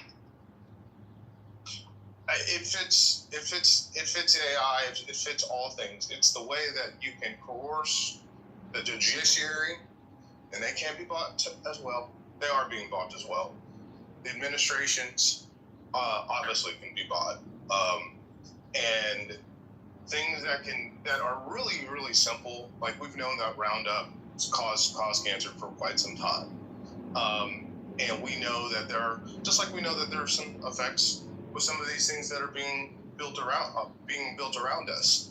And when these companies have evidence, like in the case of Tylenol, which I know nobody wants to talk about, but when their own documentation shows that they know that there is a problem, but instead of acknowledging and warning the public, which they actually kind of have in some cases, in the case of Tylenol, instead of warning the public about the dangers and what they are seeing, they package up the company and sell it to somebody else.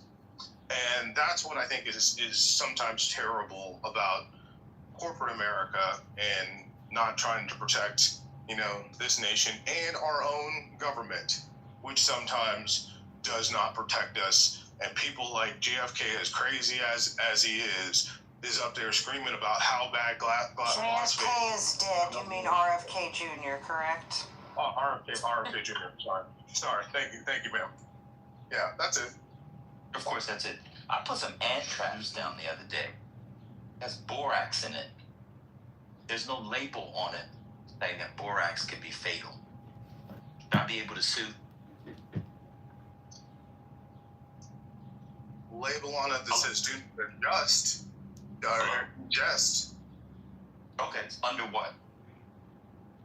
What law? You need a law, Trent. You're not. I thought you worked in industry. You know you can't just sue. I do. No. So on your you're talking about rat traps?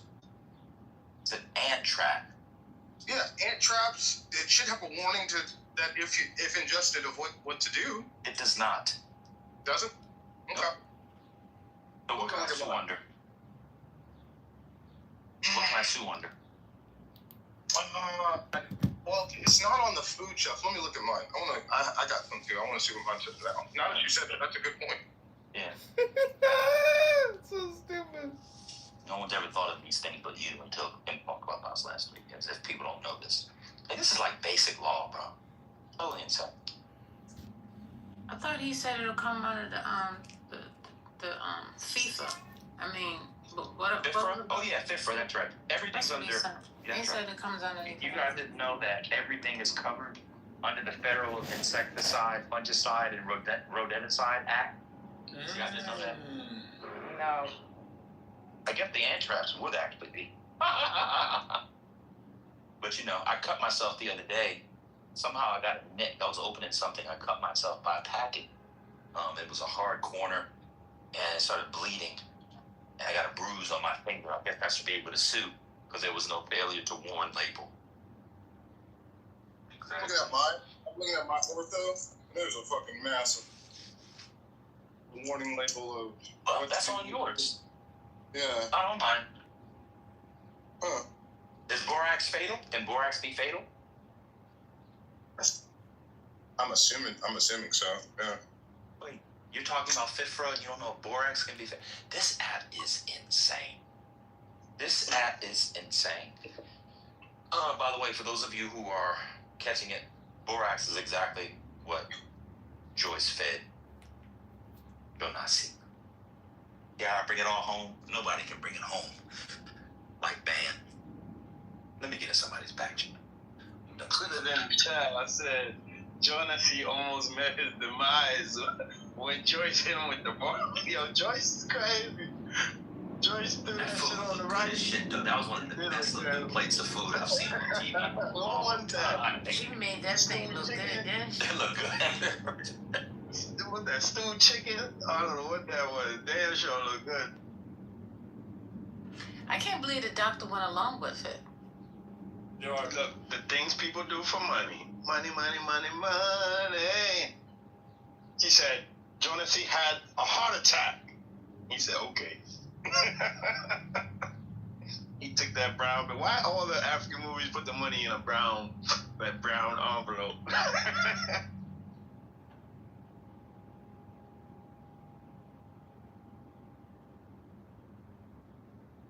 This Harris, borax, ant trap killer. It got a big ass warning label on it. I don't have the one you have. What you got? Because that does get. You're right. Yeah, you're bored, yo. Go read a book. You're bored. No, I'm just saying. I'm looking at them. I just pulled them up. I'm not even looking at mine. I'm looking at the ones like that you can buy. They all have warning labels on them. Anyway, the point wasn't. It was like we just got to do better as a country. We do have a lot of things that are poisoning the environment. We do have very high cancer rates. There are things, even in our cars. Cars do emit radiation. There are things that we need to be aware of, and like as people as companies, because companies are just a group of people, try to keep the group of people that you're selling your product to in safe. And this one really disappoints me. I feel very badly for those people.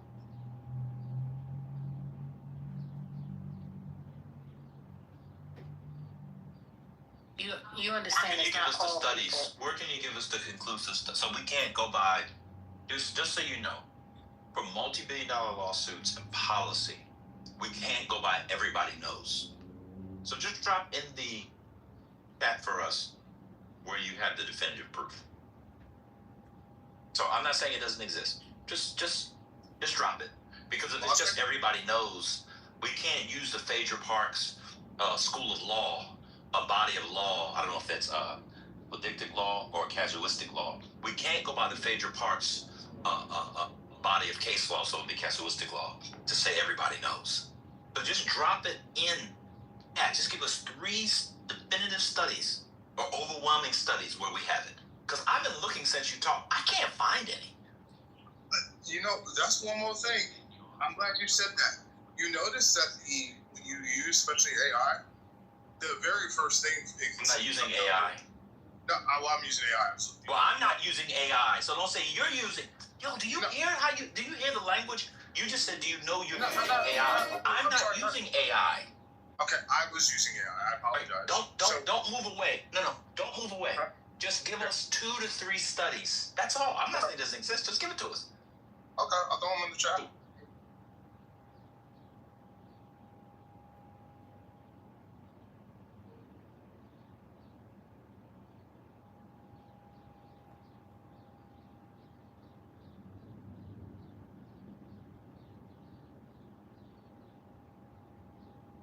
Hello, everyone.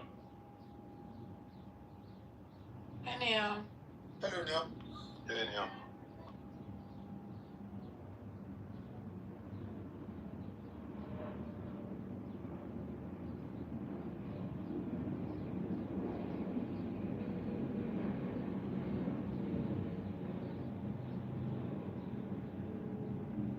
There's two of them in the chat. But what I was going to say, you'll notice if I used Google originally to do it, and right at the top of Google from the EPA, it says glyphosate does not cause cancer. And that's all it says. Like it's been edited, and you're being pushed towards that. I'm not being pushed towards anything.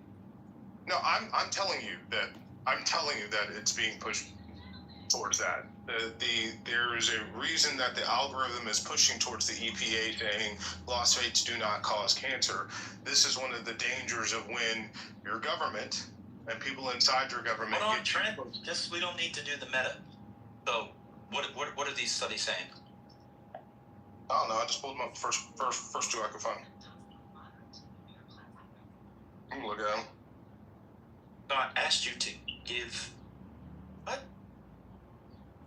But I just joined War Room. How the fuck did that happen? Lord, I hate money. Joined houses by accident. Hold on.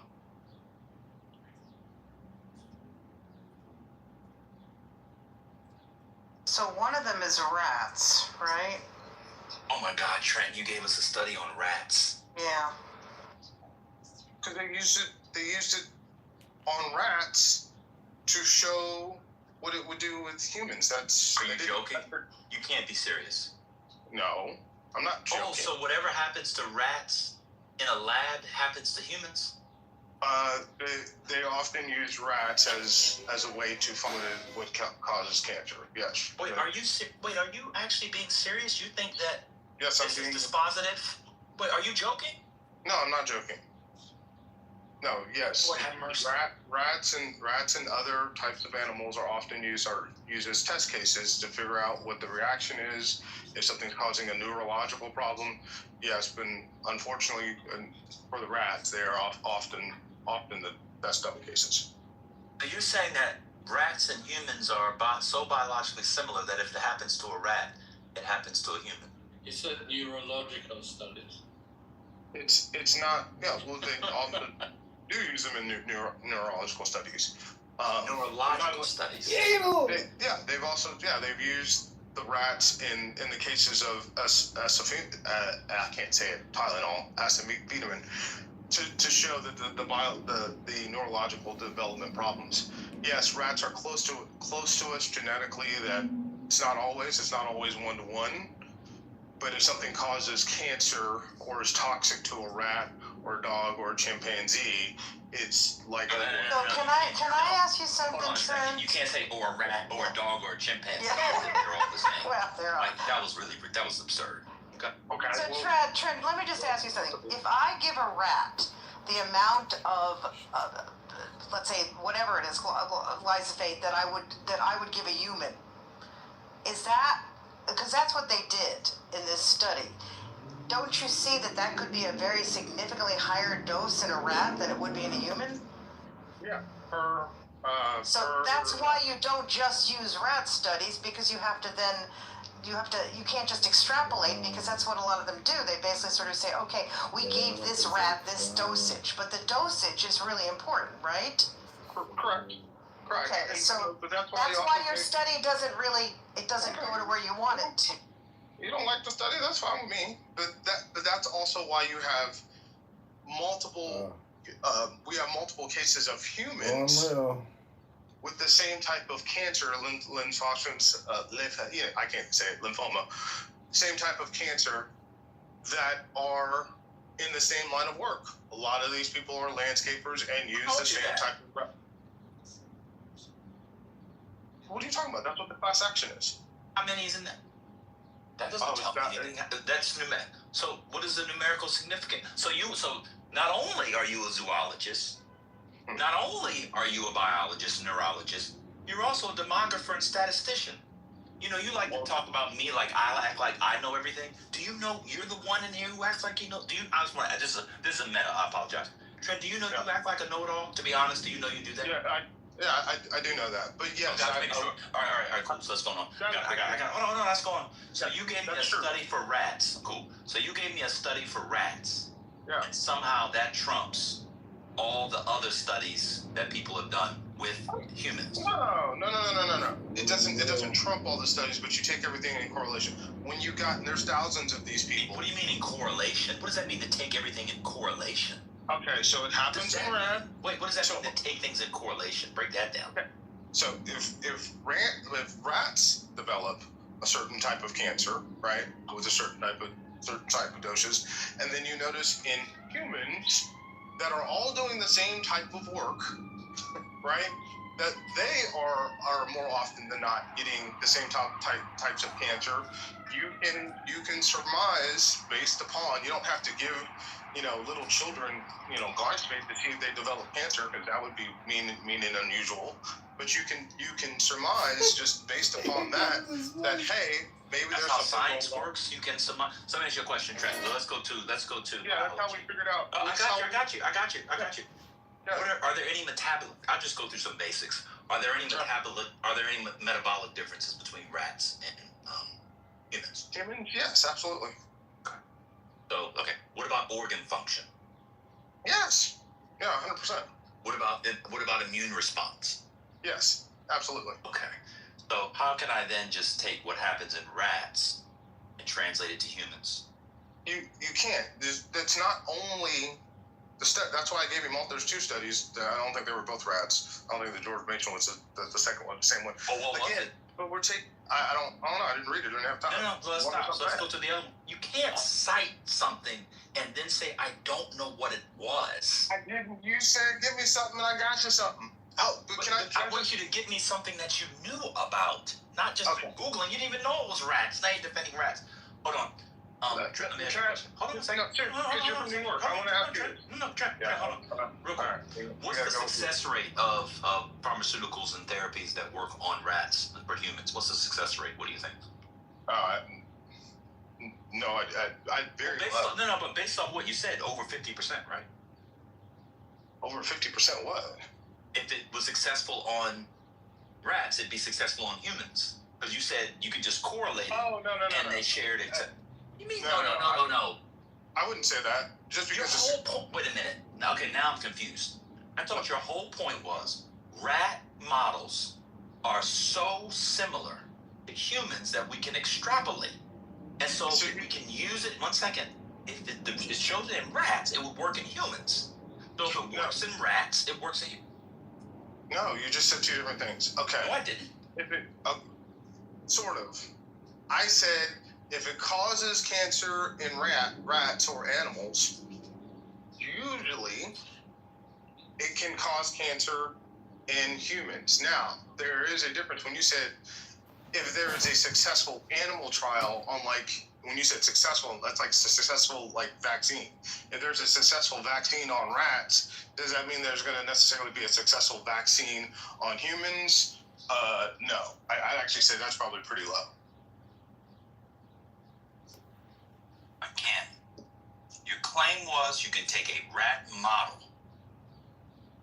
and put it on to humans If it causes cancer in rats, lots of things. Wait. If it causes cancer in rats, it causes cancer in humans. Usually there is a strong indicator, right? If you have a problem, any sort of problem, like I said, it could be cancer, so neurological problem, some sort of development problem. If it causes a problem in rats, there is some likelihood, that's why we use lab rats, that it could happen in humans. But again, it's not just the rats. We also have thousands of landscapers, good, hard-working, sometimes the lowest paid amongst us, and yes, sometimes the least educated, that have been using this weed killer and have developed this cancer. And I'm just going to say, because you're from New York, it's the same way that we, figured out that a lot of people that responded to 9/11 developed this 9/11 disease, 9/11 syndrome. My wife's calling me. I gotta grab this. I'll be back. Of course you do. You're done talking. You can't talk. You can't listen. Yeah, of course. You got to get your dumb shit out. The rest of us have to listen to you. Then you go and come back and talk. Go back and talk. Go and come back. And this is the person First Lady missed. I can't believe y'all missed Trent. Trent is horrible for the app. He is horrible for the room. And now that he's in the state that he's in, he's actually worse. He needs to get a fucking job. Respectfully. Is he in a different state? He's not in Texas. Oh, he's unemployed. Different state in his life.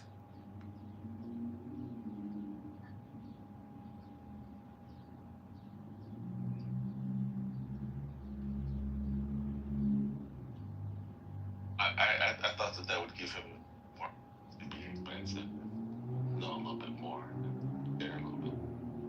What's up? The arrogance and laughing at me and calling me a know-it-all is, at this point, annoying.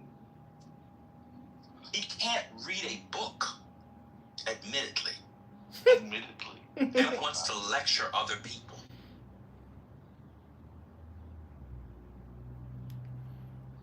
That was Trent, everybody. Trent versus Patty's property. First Lady, Tira, Neoliberal, Igor, Ban, Divine, Tiandria. That was the show, everybody. Another banger brought to you by Ban the Goat, Isaiah the Professor of Bullshit. I hate to be meta. Everything is projection with this guy, especially ad hominem. People will talk about books and novels and humanistic inquiry as if it's waste point of time. Cool, I got it. That's fine. Hello. People like Trent don't know anything. They don't know science. They don't know social science. They don't know humanistic inquiry. They don't know philosophy. They don't know biology. They don't know chemistry. They don't know anything. This is a man that said that AIs and rocks think. They think.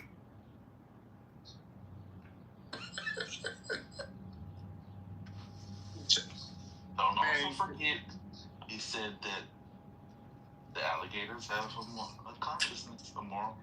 I didn't say alligators have consciousness. I said that dogs. I think dogs He's back. Have morality. But He's back. Let me get. I didn't say alligators. I said I don't know about reptiles. I said no. I do think that dogs have morality. I've seen it.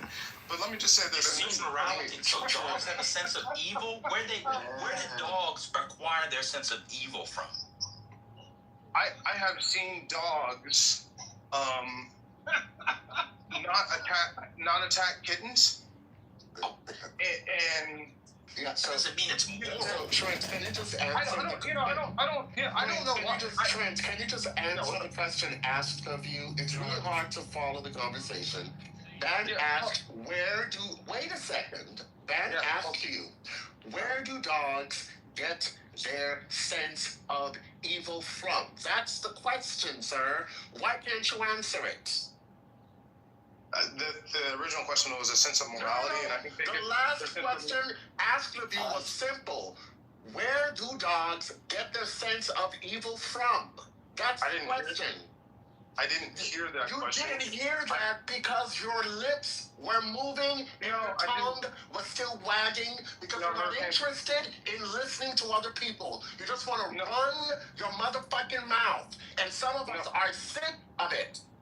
No, sir, I just got If here. you're going to converse with people, you need to learn to listen and engage. But don't act like somebody who's on drugs and too stupid to talk and think.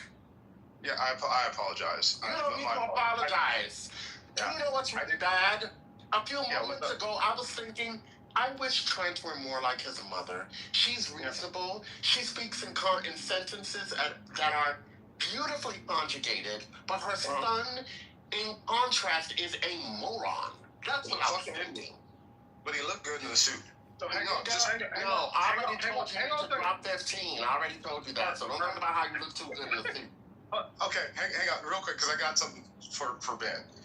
This is from Dr. Nyabon, and I'm going to drop it in the chat for you. Have you read it? Have you read it?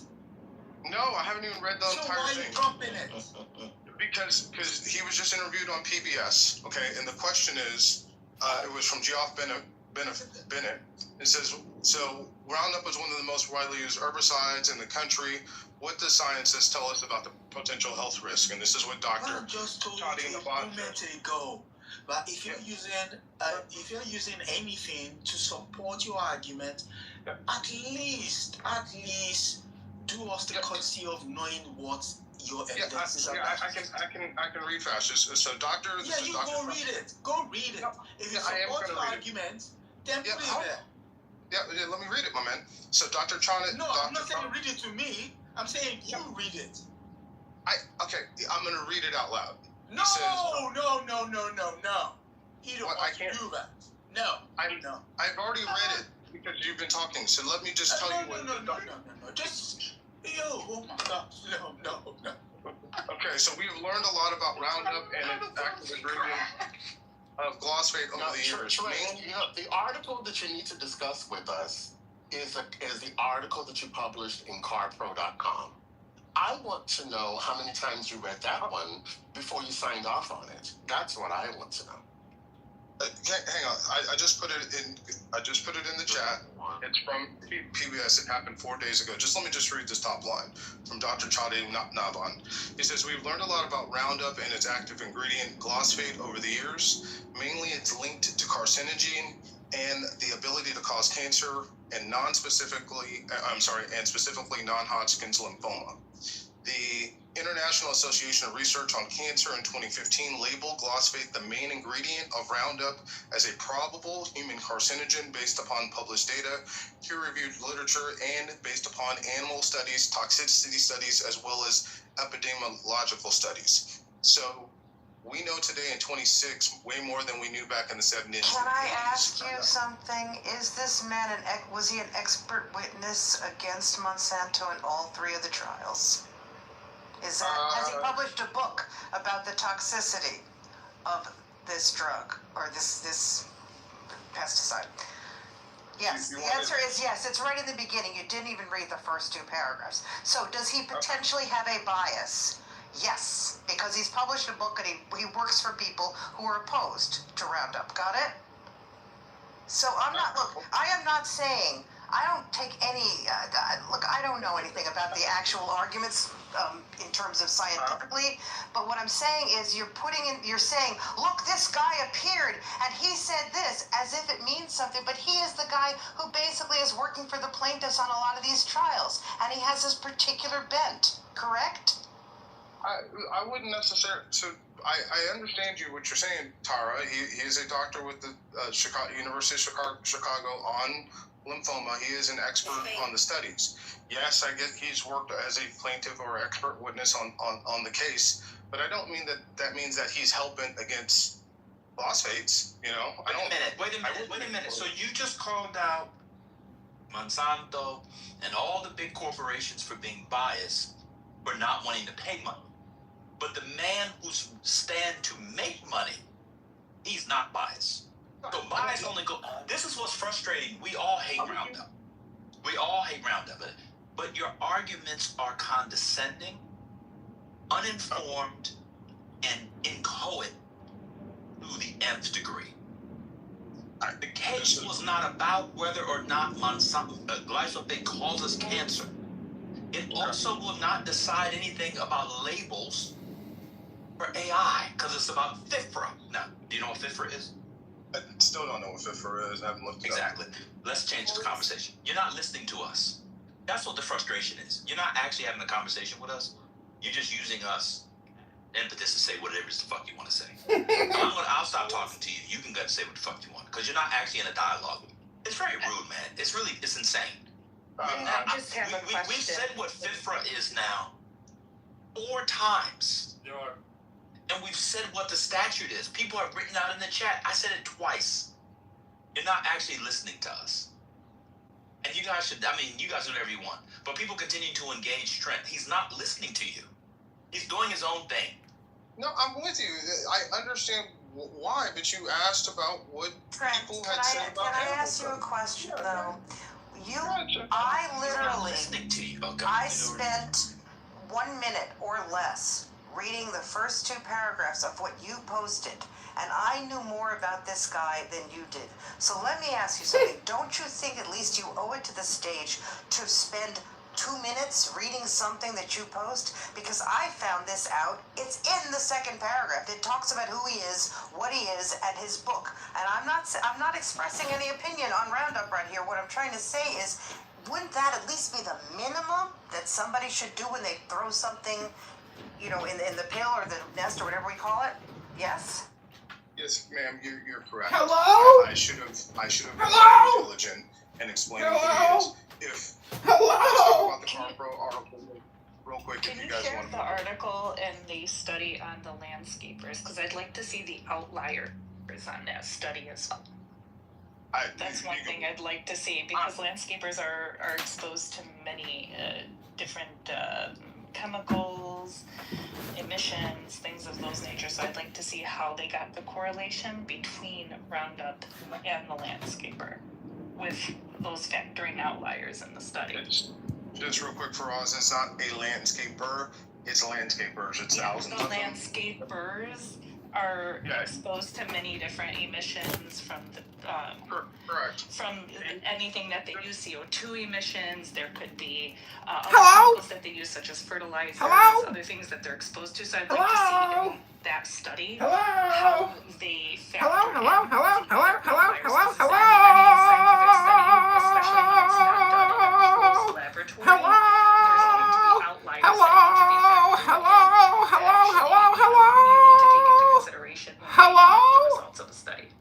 Okay. Well, I just Google it. You just Google class action. It's got some of that in there. But to answer your question, Hurricane, thanks for reading the article. I appreciate it. I wasn't able to finish reading it. It was incoherent. My question to you was a simple one. How many rounds of review did you perform on the article before you signed off for it to be published? That's what I'd like to know. How many times did you review it? Shit. I think I read it. I don't even know if I sent it to my mother, because she's she's an English professor, just in case my English was off, but she thought it was fine. So we can call it one. So you're pushing the responsibility onto your mom. How many times did you read it? I'm not a fucking editor, to be honest. Seriously, I'm not going to tell you. I'm not great with the English. I'm not great with the English language when it comes to written communication. So I put it in bite-sized. I put it in bite-sized forms that I know that the average reader of San Antonio reads. But you're putting stuff out there. I put it in bite. You dumbed it down for San Antonians? Yeah. I put it in bite-sized forms that the average San Antonian, and it was also in the Dallas Morning News. Wait, so Trent, let me What's your name on it? So Trent, let me just get this clear. So you're telling me that you wrote the thing, you didn't bother to read it a few times to review it, you just then published it. Is that what you did? It was sent to their editor, so I figured that they would look at it if they couldn't find anything that was completely erroneous or wrongly spelled. They shortened it a little bit. Okay. They took out like a little bit of it, but I didn't see anything dramatic. Why? Was something wrong? Yeah, so it's littered with punctuation errors. My nephew in 6th grade has better punctuation skills than the person who wrote that thing. It was really bad. The format that it goes in, and Rodney riding through the streets. Can somebody mute Rodney? He's Can somebody mute Rodney? There's a lot of background noise. Okay, what were you saying, Trent? Yeah, I don't think there were a lot of grammatical errors. You're wrong. There were. Just hang on. I ain't finished what I'm saying. Over 20. No, okay. Over 40. So the AI checks it for grammatical errors, of course, right? I really did send it to my mom. But when they put it into like that format where they shrink it down, like into their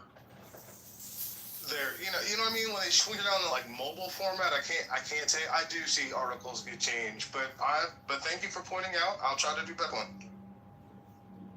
Okay. Yeah, and before you send your mother something, take some time to fix it. There's no way in the world your mother could have read that and said that it was well written. There's just no way. Not the lady that I've heard on this app twice. There's no way in the world. Your mother's Amandalish language is far too wonderful for her to read that thing and say it's good. There's just no way. And this is why I tell you, and all y'all on the stage, many of you, you're in the 95th percentile of intelligence of America. What would be well written to you? Most Americans couldn't read. I'm just being honest with you. Hey, Trent. Trent, could I read you one sentence and tell me if you hear anything wrong with this, okay? Dealers are able to stabilize additional personnel cost, thus, compensation savings are often passed to you, the consumer, as dealers with an apostrophe S face increasing pressure to lower prices. Are you perhaps missing dealers are able to stabilize? Why is there a comma after the thus? Dealers should not have an apostrophe because that would be a singular dealer. I mean, I'm just looking, this is your article, correct? It is. Probably. This is pretty funny. Actually, I'm sorry. You put this through AI and they did not find these things? There's no way they put it through AI. No way. I mean, come on. Word I think that's just one sentence. There are 3 errors in one sentence there. Yeah, look, One sentence is an entire like I said, when they condense it down, I don't even remember writing a sentence like that. But when they did condense it a little bit from what I originally There's did. no condensing you will do to writing that loses all of that. There is no. Then the reason the word condense is up at the soda is because he's imagining the condensed milk is about to make. Hey, Tara, you got me. I put in a bad sentence. You got me. I got a bad sentence in there. Wait, but why would you bring San Antonio and other people of Texas and dumb this down with bad writing? That's okay. So when it's dumbed down, and I say it at the top, I wrote it in like bite-sized form intentionally. Trent, every sentence doesn't make any sense. Every sentence was bad, Trent. Every sentence. There was not one sentence in that article that was decently written. They were all bad. Okay. And I'm serious. Okay, that's all. It was terrible. I'll take that criticism. It's all good. It's my first one out the gate for 5 years. I have not been allowed to speak publicly, write anything publicly. It has been for somebody like me who's very verbose and outgoing. It has been difficult. So this was my first one getting back onto the train. I've done a couple of interviews, and I have to thank you folks in this room because you actually helped me prepare to get out there to do some of these interviews and be able to think on my feet, I have to say I am not the same person at 45 that I was at 38 and 37. You know, so this is the first one. There'll be another.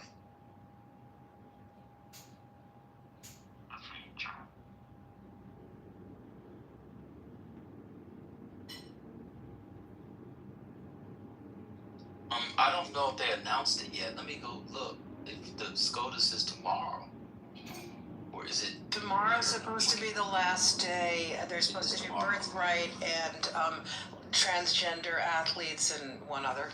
Yeah, the other one is on. What is the other one? Monday. Okay. Yeah, it is tomorrow. I see it. Yeah. But what's the fourth one? I forgot, because there's two transgender. Finance. Ah, right. Whether the RNC can coordinate with the political candidates, or there's any limit on that. The chief was leaving. He was leaving all the big boys for himself. He said, "Let me do these." Hello. It is very democratic of you to use my national symbols as your profile photo. Thank you. Allah is a lie. I was talking about Pan's profile photo. It is somehow a caricature of the Iranian sculptures. Yeah, you're wrong, bitch. You're wrong.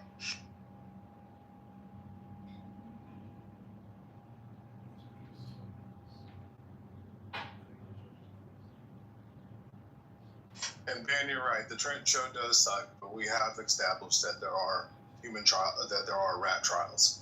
Yes, we've known that, and in fact, what I found after that came out in 2015, and there have been many studies in the decade refute that study and refuse to make the same conclusion.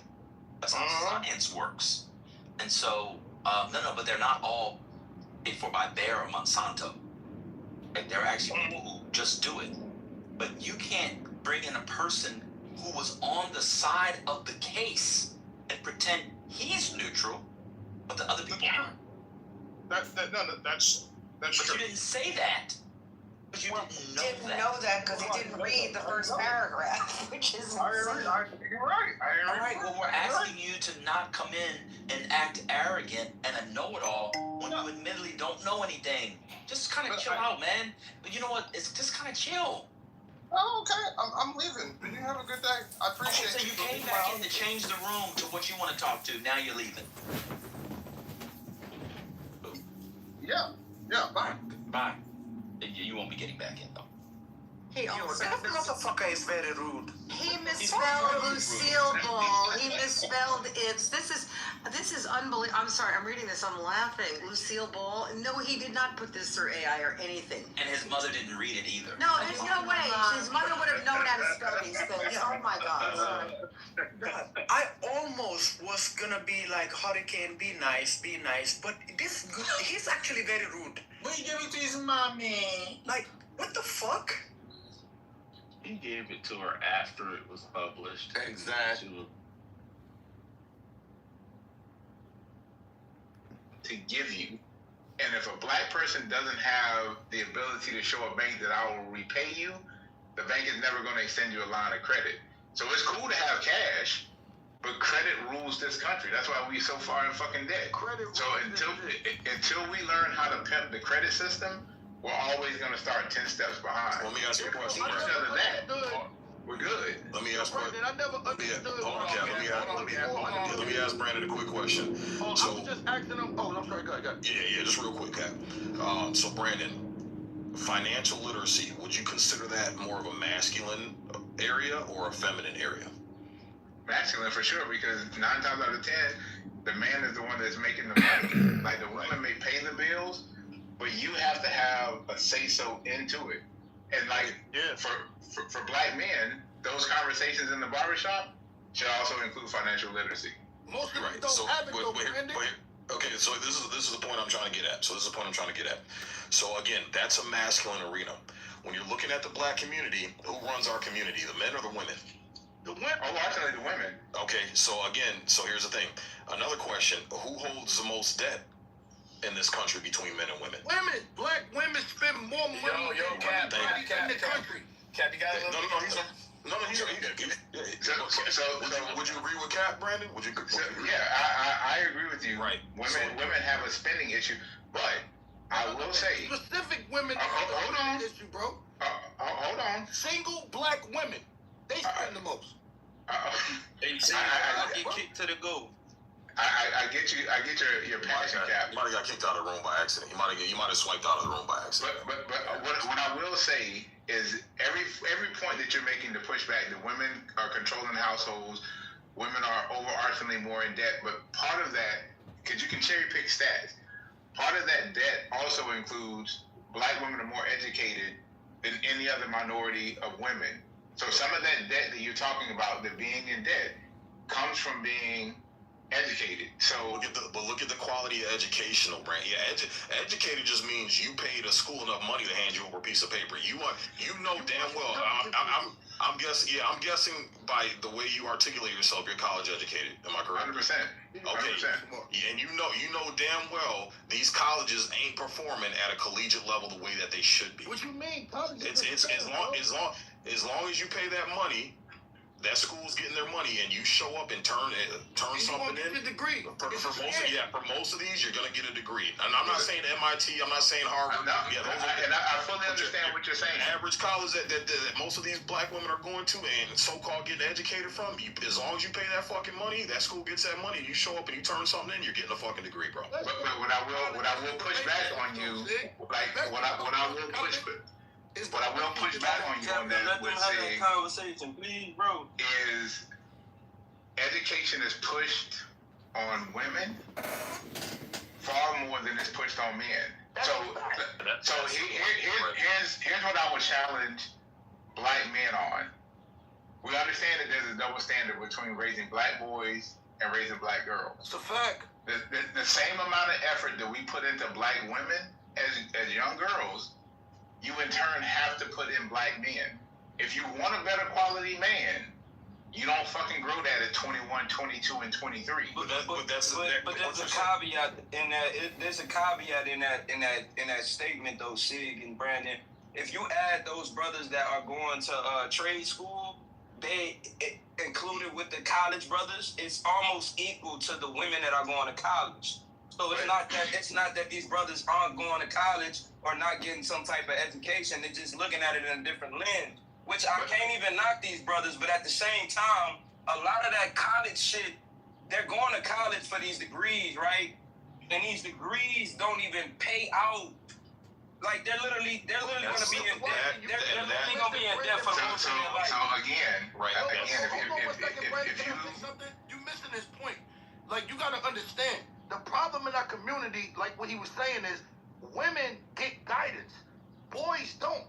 Let me give you an example. College wasn't optional. College was not optional for the females in my family.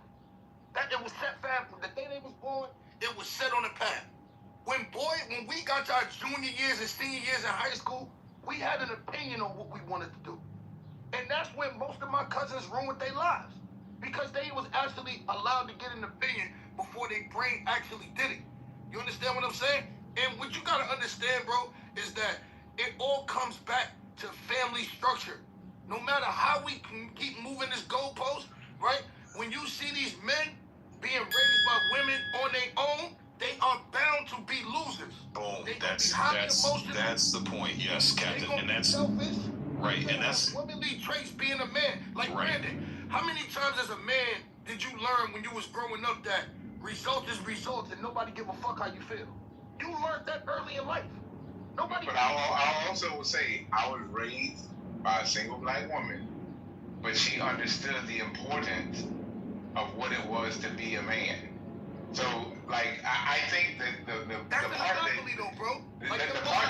that I agree wholeheartedly with what you guys are is a lot of these women that are raising single black boys are treating them as if they're their boyfriends, their helpmates, so on and so forth. So they're emasculating. And again, I am not disagreeing with you guys, but if you're talking about a solution-based program, and I don't disagree with Mister that we have black men going into trades that's almost the equivalent of going into college. What I will disagree with is you don't have a disproportionate amount of 18 to 25-year-old black women being mass incarcerated at the same rate that their counterparts are being locked up. So now when you look at how many people in our community that are males that are part of the system of prison, that eliminates them from society.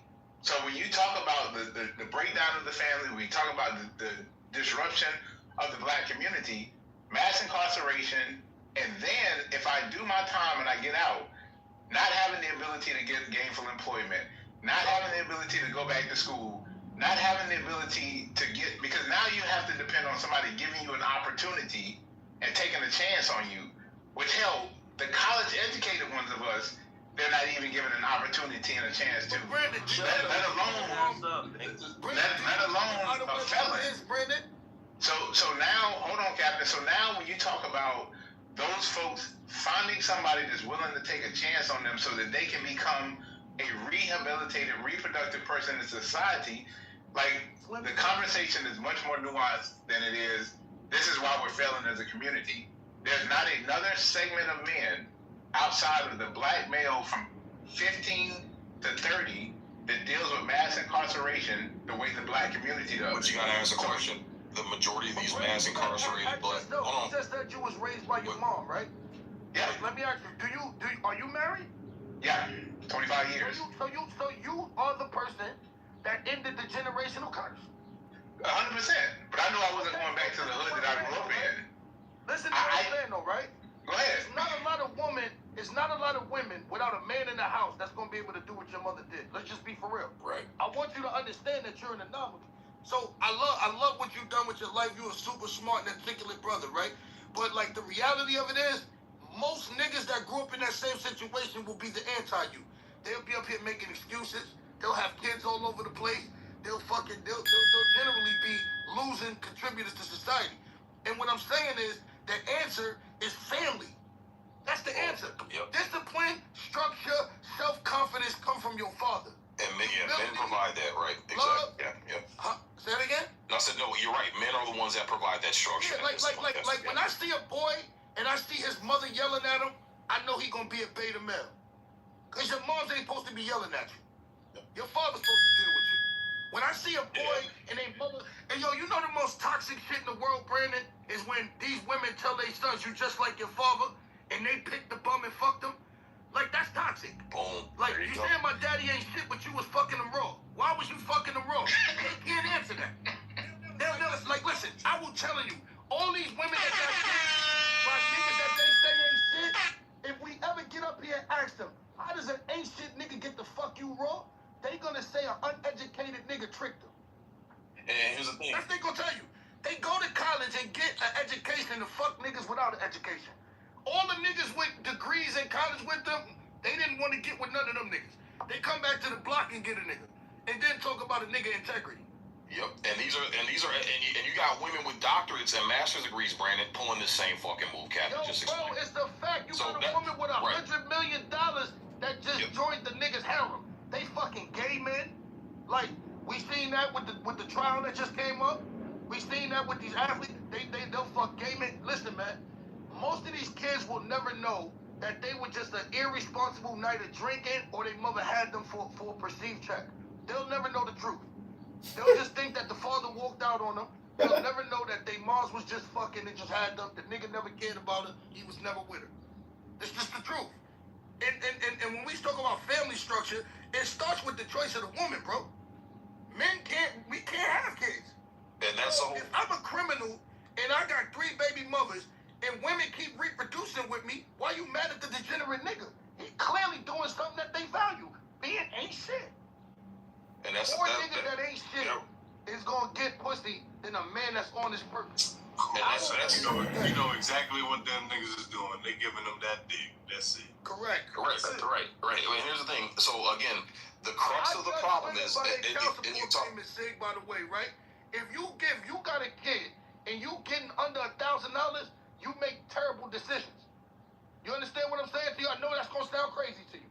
If a broad is getting under $500 child support, I know because it's a woman's job, Sig, to negotiate on behalf of her unborn children. That's her job. Right.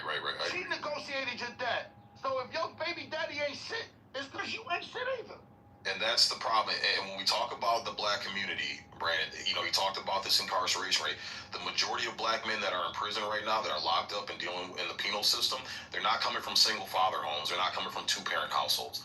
They're coming from, the majority are coming from households that are managed by women. And this is a problem. When we talk about community consists of 3 elements: husbands, wives, and children. That's what makes a community. All right?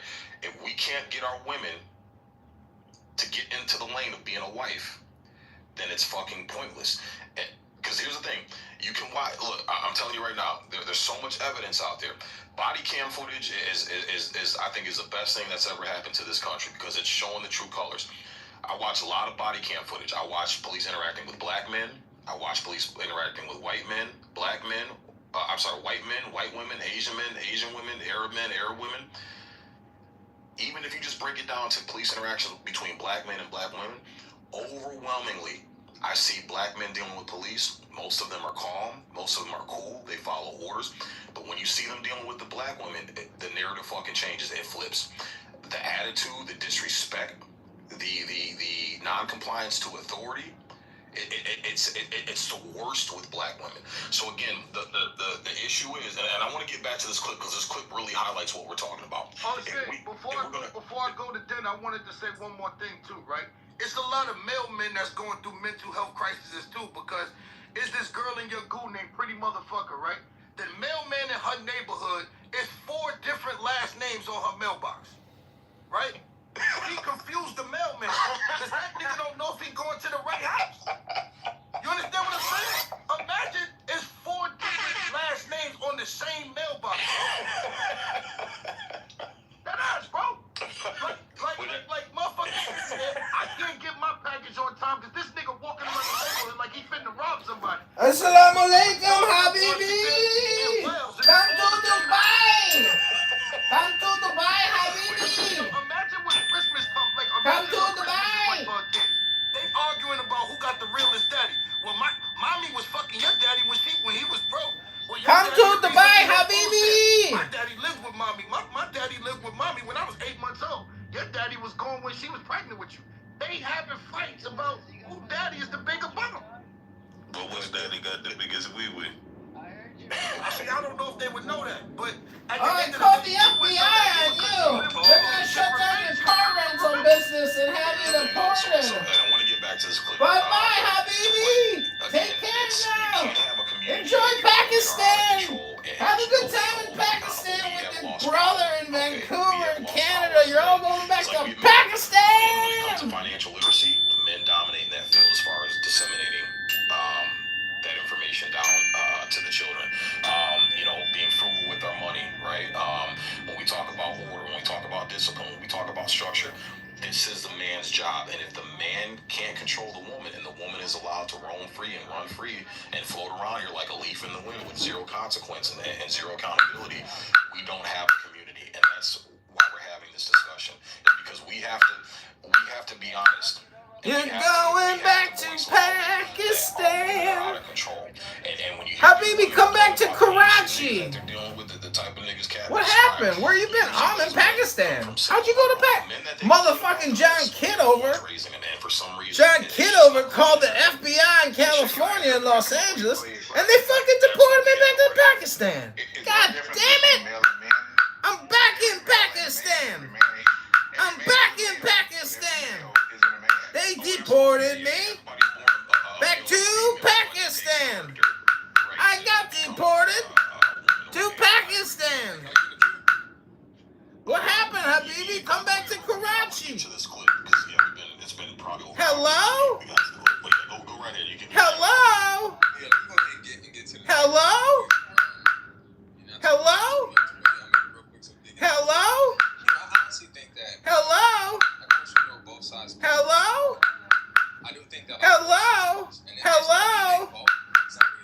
Hello? Hello? Hello? Hello? Hello? Hello? Hello? It finally kicked me.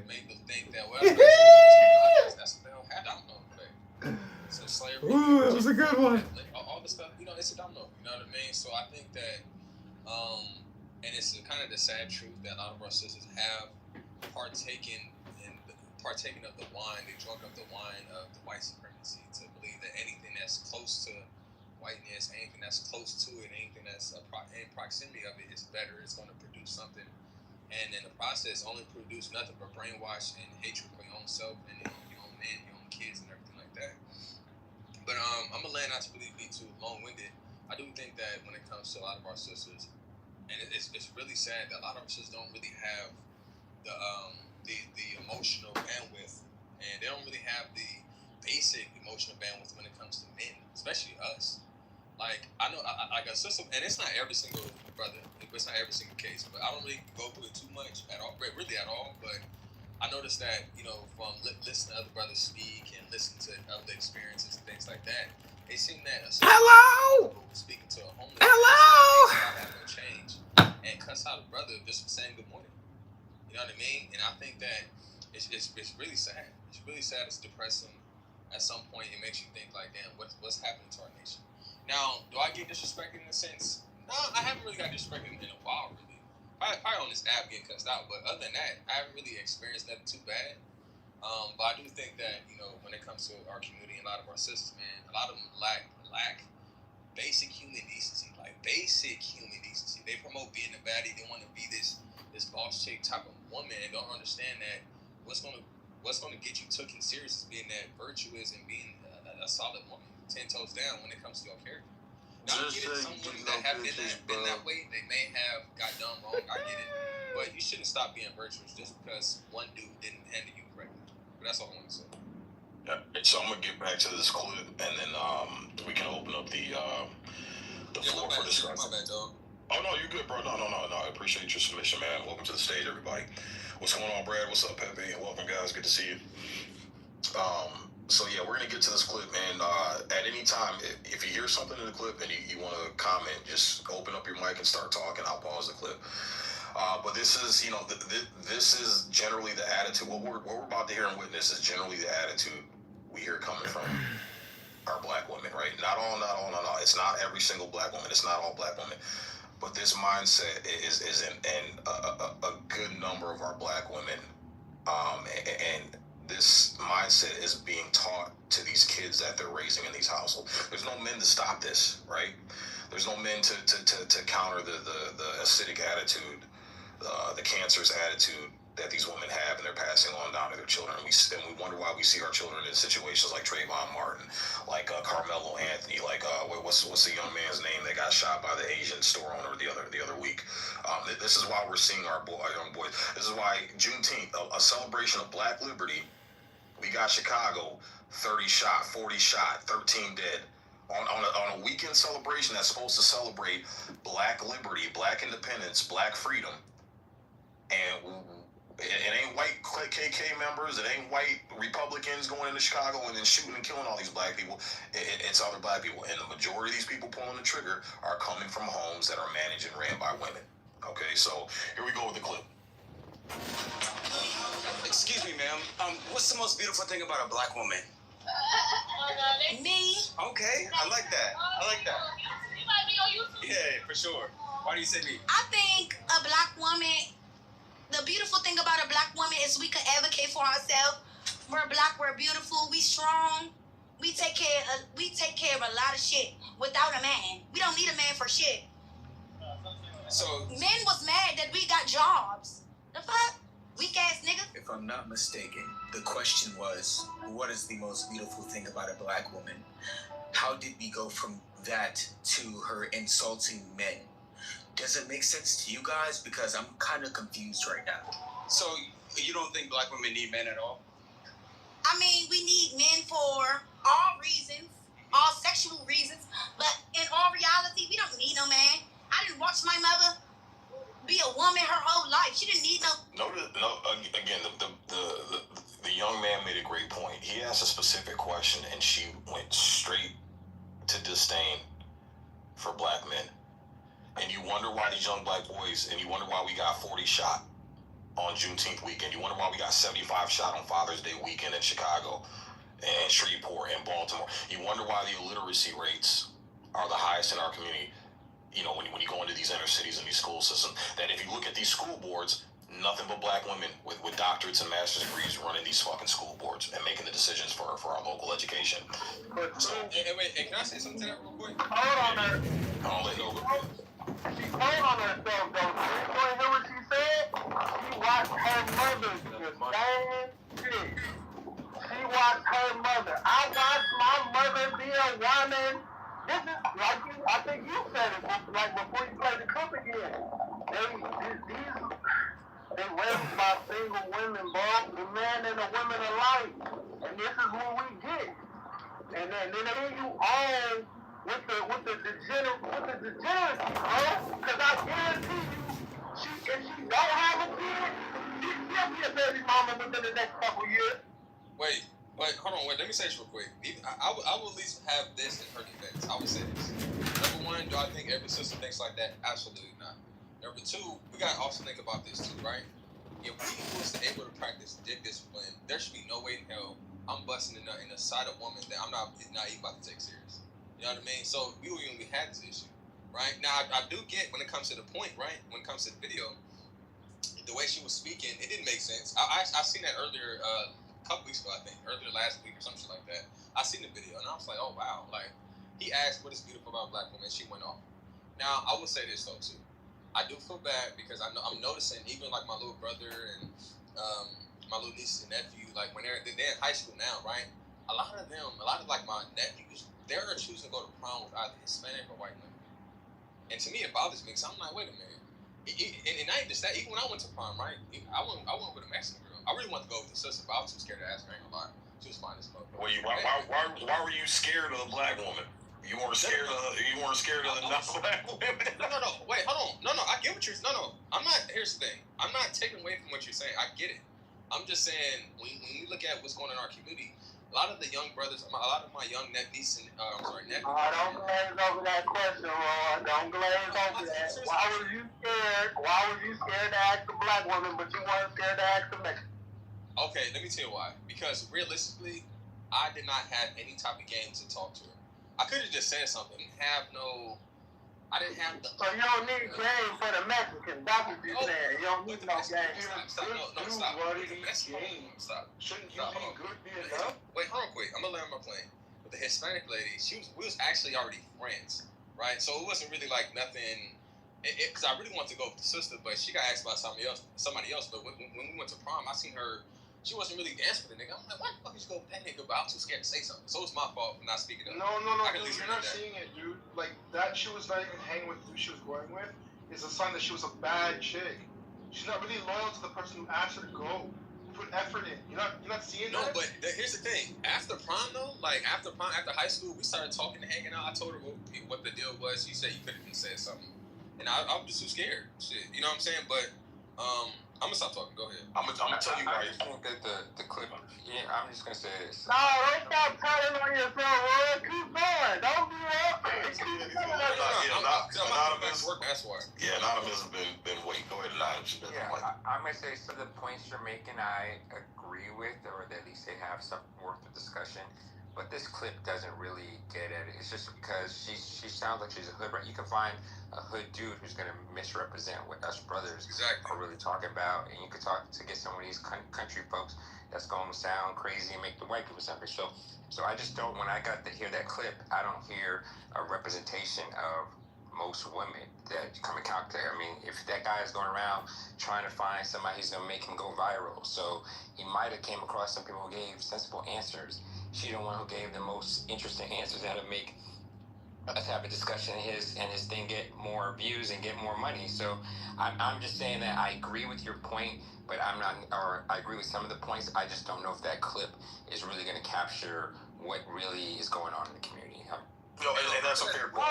No, it ain't, Sid, because what he's saying is, this ain't enough. So guess what we gonna do, Sid? We gonna find 10 more motherfucking clips with 10 different niggas, and they all gonna be the same. Well, no, he's got a fair point. So he actually has a fair point. And you do have to have some discernment when you're watching these videos, because these videos, the purpose are to get views. So he is right. There is a possibility he could have went up to 20 other black women and they did give sensible answers, but he picked the most controversial one, the one that's going to get the most clicks. Exactly. So no, the brother's got a fair point on that. But here's the deal. And we'll use Clubhouse as an example. Actually, today, this room as an example, we've had several women speak on the stage, okay? We had 2 black women that came on the stage, and before them, several other non-black women spoke, and they were respectful. They waited their turn. They didn't raise their voice. They didn't cuss. They didn't act masculine, right? And the 2 black women that happened to come on stage first happened to curse, happened to be very masculine in their articulation, very disrespectful, interrupting. They displayed behavior, and it's funny, the disrespectful, non-feminine behavior, you think it's a coincidence that in this setting, it happened to be the 2 black women that displayed it first when all these other non-black women spoke and didn't show the same type of behavior? So I see what you're saying, Anonymous, and I think your point is valid. But again, we got enough examples, and this happens in real life, right? That when you're going to get disrespectful, unruly, insufferable behavior from a woman, you're more than likely, your odds are you're going to get it from a black woman first. And I think that kind of goes to the point I was making about the brother being scared to ask black women, because black women typically are harder to approach because they have an unrealistic expectation of what a man's supposed to be. And I'll give you an example. When I was younger and I started going to the clubs and shit in my late teens, I used to go to the black clubs in Detroit, right? I used to go to St. Andrews and River Rock. It was very difficult to approach black women. And I noticed the niggas that were driving the Magnums, the niggas that were driving, had the chains on and had the Sean John outfits and looked like dope boys and looked like they had some type of fucking money. Even though these niggas were hood rich, they were the ones that got the shot at the women. The normal blue collar niggas that just dressed, normally. See, I can't let you do that, man. I was in those clubs with you, and I wasn't a dope boy. I can't let you do that, fam. I was Maxie's. I started out at Maxie's at 15. I'm from Detroit too. Okay. I can't let you.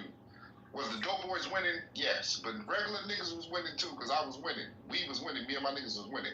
Even when we got to college and we was going across the bridge to Canada. We college students. We broke. We was winning over there too, bro. I can't let you say that about. I can't let you say that. I'm not saying it was impossible, but you just admitted, was the dope boys winning? Yes, the dope boys had a better shot than the average clean guy that had his shit together. That was coming up. I gotta disagree with you. I was there with you, and we wasn't dope boys, and we was winning. But here's the thing though. When you went over to Clutch Cargo's in Pontiac, what's the demographic at Clutch Cargo's on? Majority white women or black women? Oh, you had the dress code clubs too. I'm not disagreeing with you there. It's the same everywhere though. You got cats that pull up in the rise, clothes to drink. They gonna win too. But cats that got gift for the cats that can speak to a female, make her laugh and happy, they don't necessarily gotta have that. What those dope boys have. That's all I'm saying. But Detroit, back in the day, this is before social media. This is the 90s. This is the late 90s, early 2000s. Niggas is winning, bro. We ain't had no money. Didn't you start out at Maxie's, the teenage club? Then we elevated to River Rock and shit like that. Come on, man. That's all I'm saying. What I'm saying is that there is a difference. The barrier to entry is a lot harder when you're dealing with black women than it is with non-black women. And a few of my buddies that grew up going to the same clubs, and I didn't know them as teenagers. I didn't meet these guys until I was in my 30s. And when I started talking about this, I started going to Clutch Cargo's, and I noticed I could just show up in a pair of Skechers, cargo pants, and a hoodie, and the barrier of entry was a lot lower. Those women were more willing to talk to lower-level blue-collar guys that were just average, basic guys than it was with the black women. And they said, man, it was the same thing too. I did it. So again, I'm talking to guys that I didn't grow up with and sharing these stories and hearing the same things. Talking to black women, the barrier of entry is a lot higher. I'm not saying it's impossible or unapologetic, but what I'm saying is when you're dealing with black women, that barrier of entry is a lot higher than dealing with non-black. Non-black women are willing to give you more of a time of day without having to peacock. Homosexuals still fuck. Hold on. You see me having an exchange. We talking about, he and I both from the same place. We having an exchange. Why somebody always got to chime in? Listen, homosexuals still fucking. Right? Now I give you this shit. See, Detroit has always been materialistic. Most metro big cities are people. There's a lot of people that are materialistic. It costs a lot to live there. This is before social media, right? He's not wrong. But I'm here to tell you, and this is when I was in college. You know, nobody. This is before cats started making it to the NFL. Niggas wasn't spoiling. We eating ramen noodles on college campuses, right? I'm telling you, niggas was winning in high school and college, bro. I'm just telling you, we was looking at them niggas like, man, you ain't gotta spend that money to get this pussy. This is in the late 90s, just before fucking social media. This is when niggas still have pagers. Before all that shit. I was telling them niggas that shit in 2013. You ain't gotta do too much, man. You just gotta know how to talk to women. But I will say, to the whole point of what we talking about, like, the non-approachable shit, I hear that, but I never had any problem getting really anything that I wanted for real. But what I can say is we go back to, I just want to focus on the family dynamic, bro, because that's the key to the fall of the black community is. It ain't about, I don't know, man. I guess that do got something to do with them being approachable too, bro. Yeah, I never really had that issue.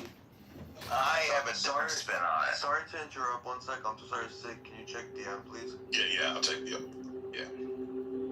Go ahead, Sam. Did you want to chime in? Then we'll get back to the clip. I thought that was Law that said that. Or Law, whoever, yeah. Close your eyes and get comfortable. It's time to breathe deeply and relax completely. Breathe deeply and relax completely, allowing a quietness of spirit to come in. Feel the blood flowing through your arms and legs, through your body and mind. Relaxing, relaxing, relaxing. Take a deep breath. Hold it as long as you comfortably can. And then let it out slowly through slightly parted lips. And when the breath is all the way out, contract your stomach muscles and push it even further out and further out. And then repeat this process of breathing deeply and relaxing completely. And if any outside thoughts should come into your mind, simply brush them aside and return your concentration to the sound of my voice, and breathing deeply and relaxing completely. Breathing deeply and relaxing completely. And now use your imagination and feel your body relaxing one part at a time in response to my words. Play the role, play the part, and mentally relay the relaxing suggestions into that part of your body, and feel them take effect. Feel your body relaxing, relaxing, relaxing. And the relaxing sensations are now coming into the toes of both of your feet at the same time, moving right on down into your arches, into your heels, and on up into your ankles. Completely relaxed, completely relaxed. And these soothing sensations are now moving on up your legs to your knees, relaxing all the muscles as it goes, and on up your legs to your thighs and to your hips,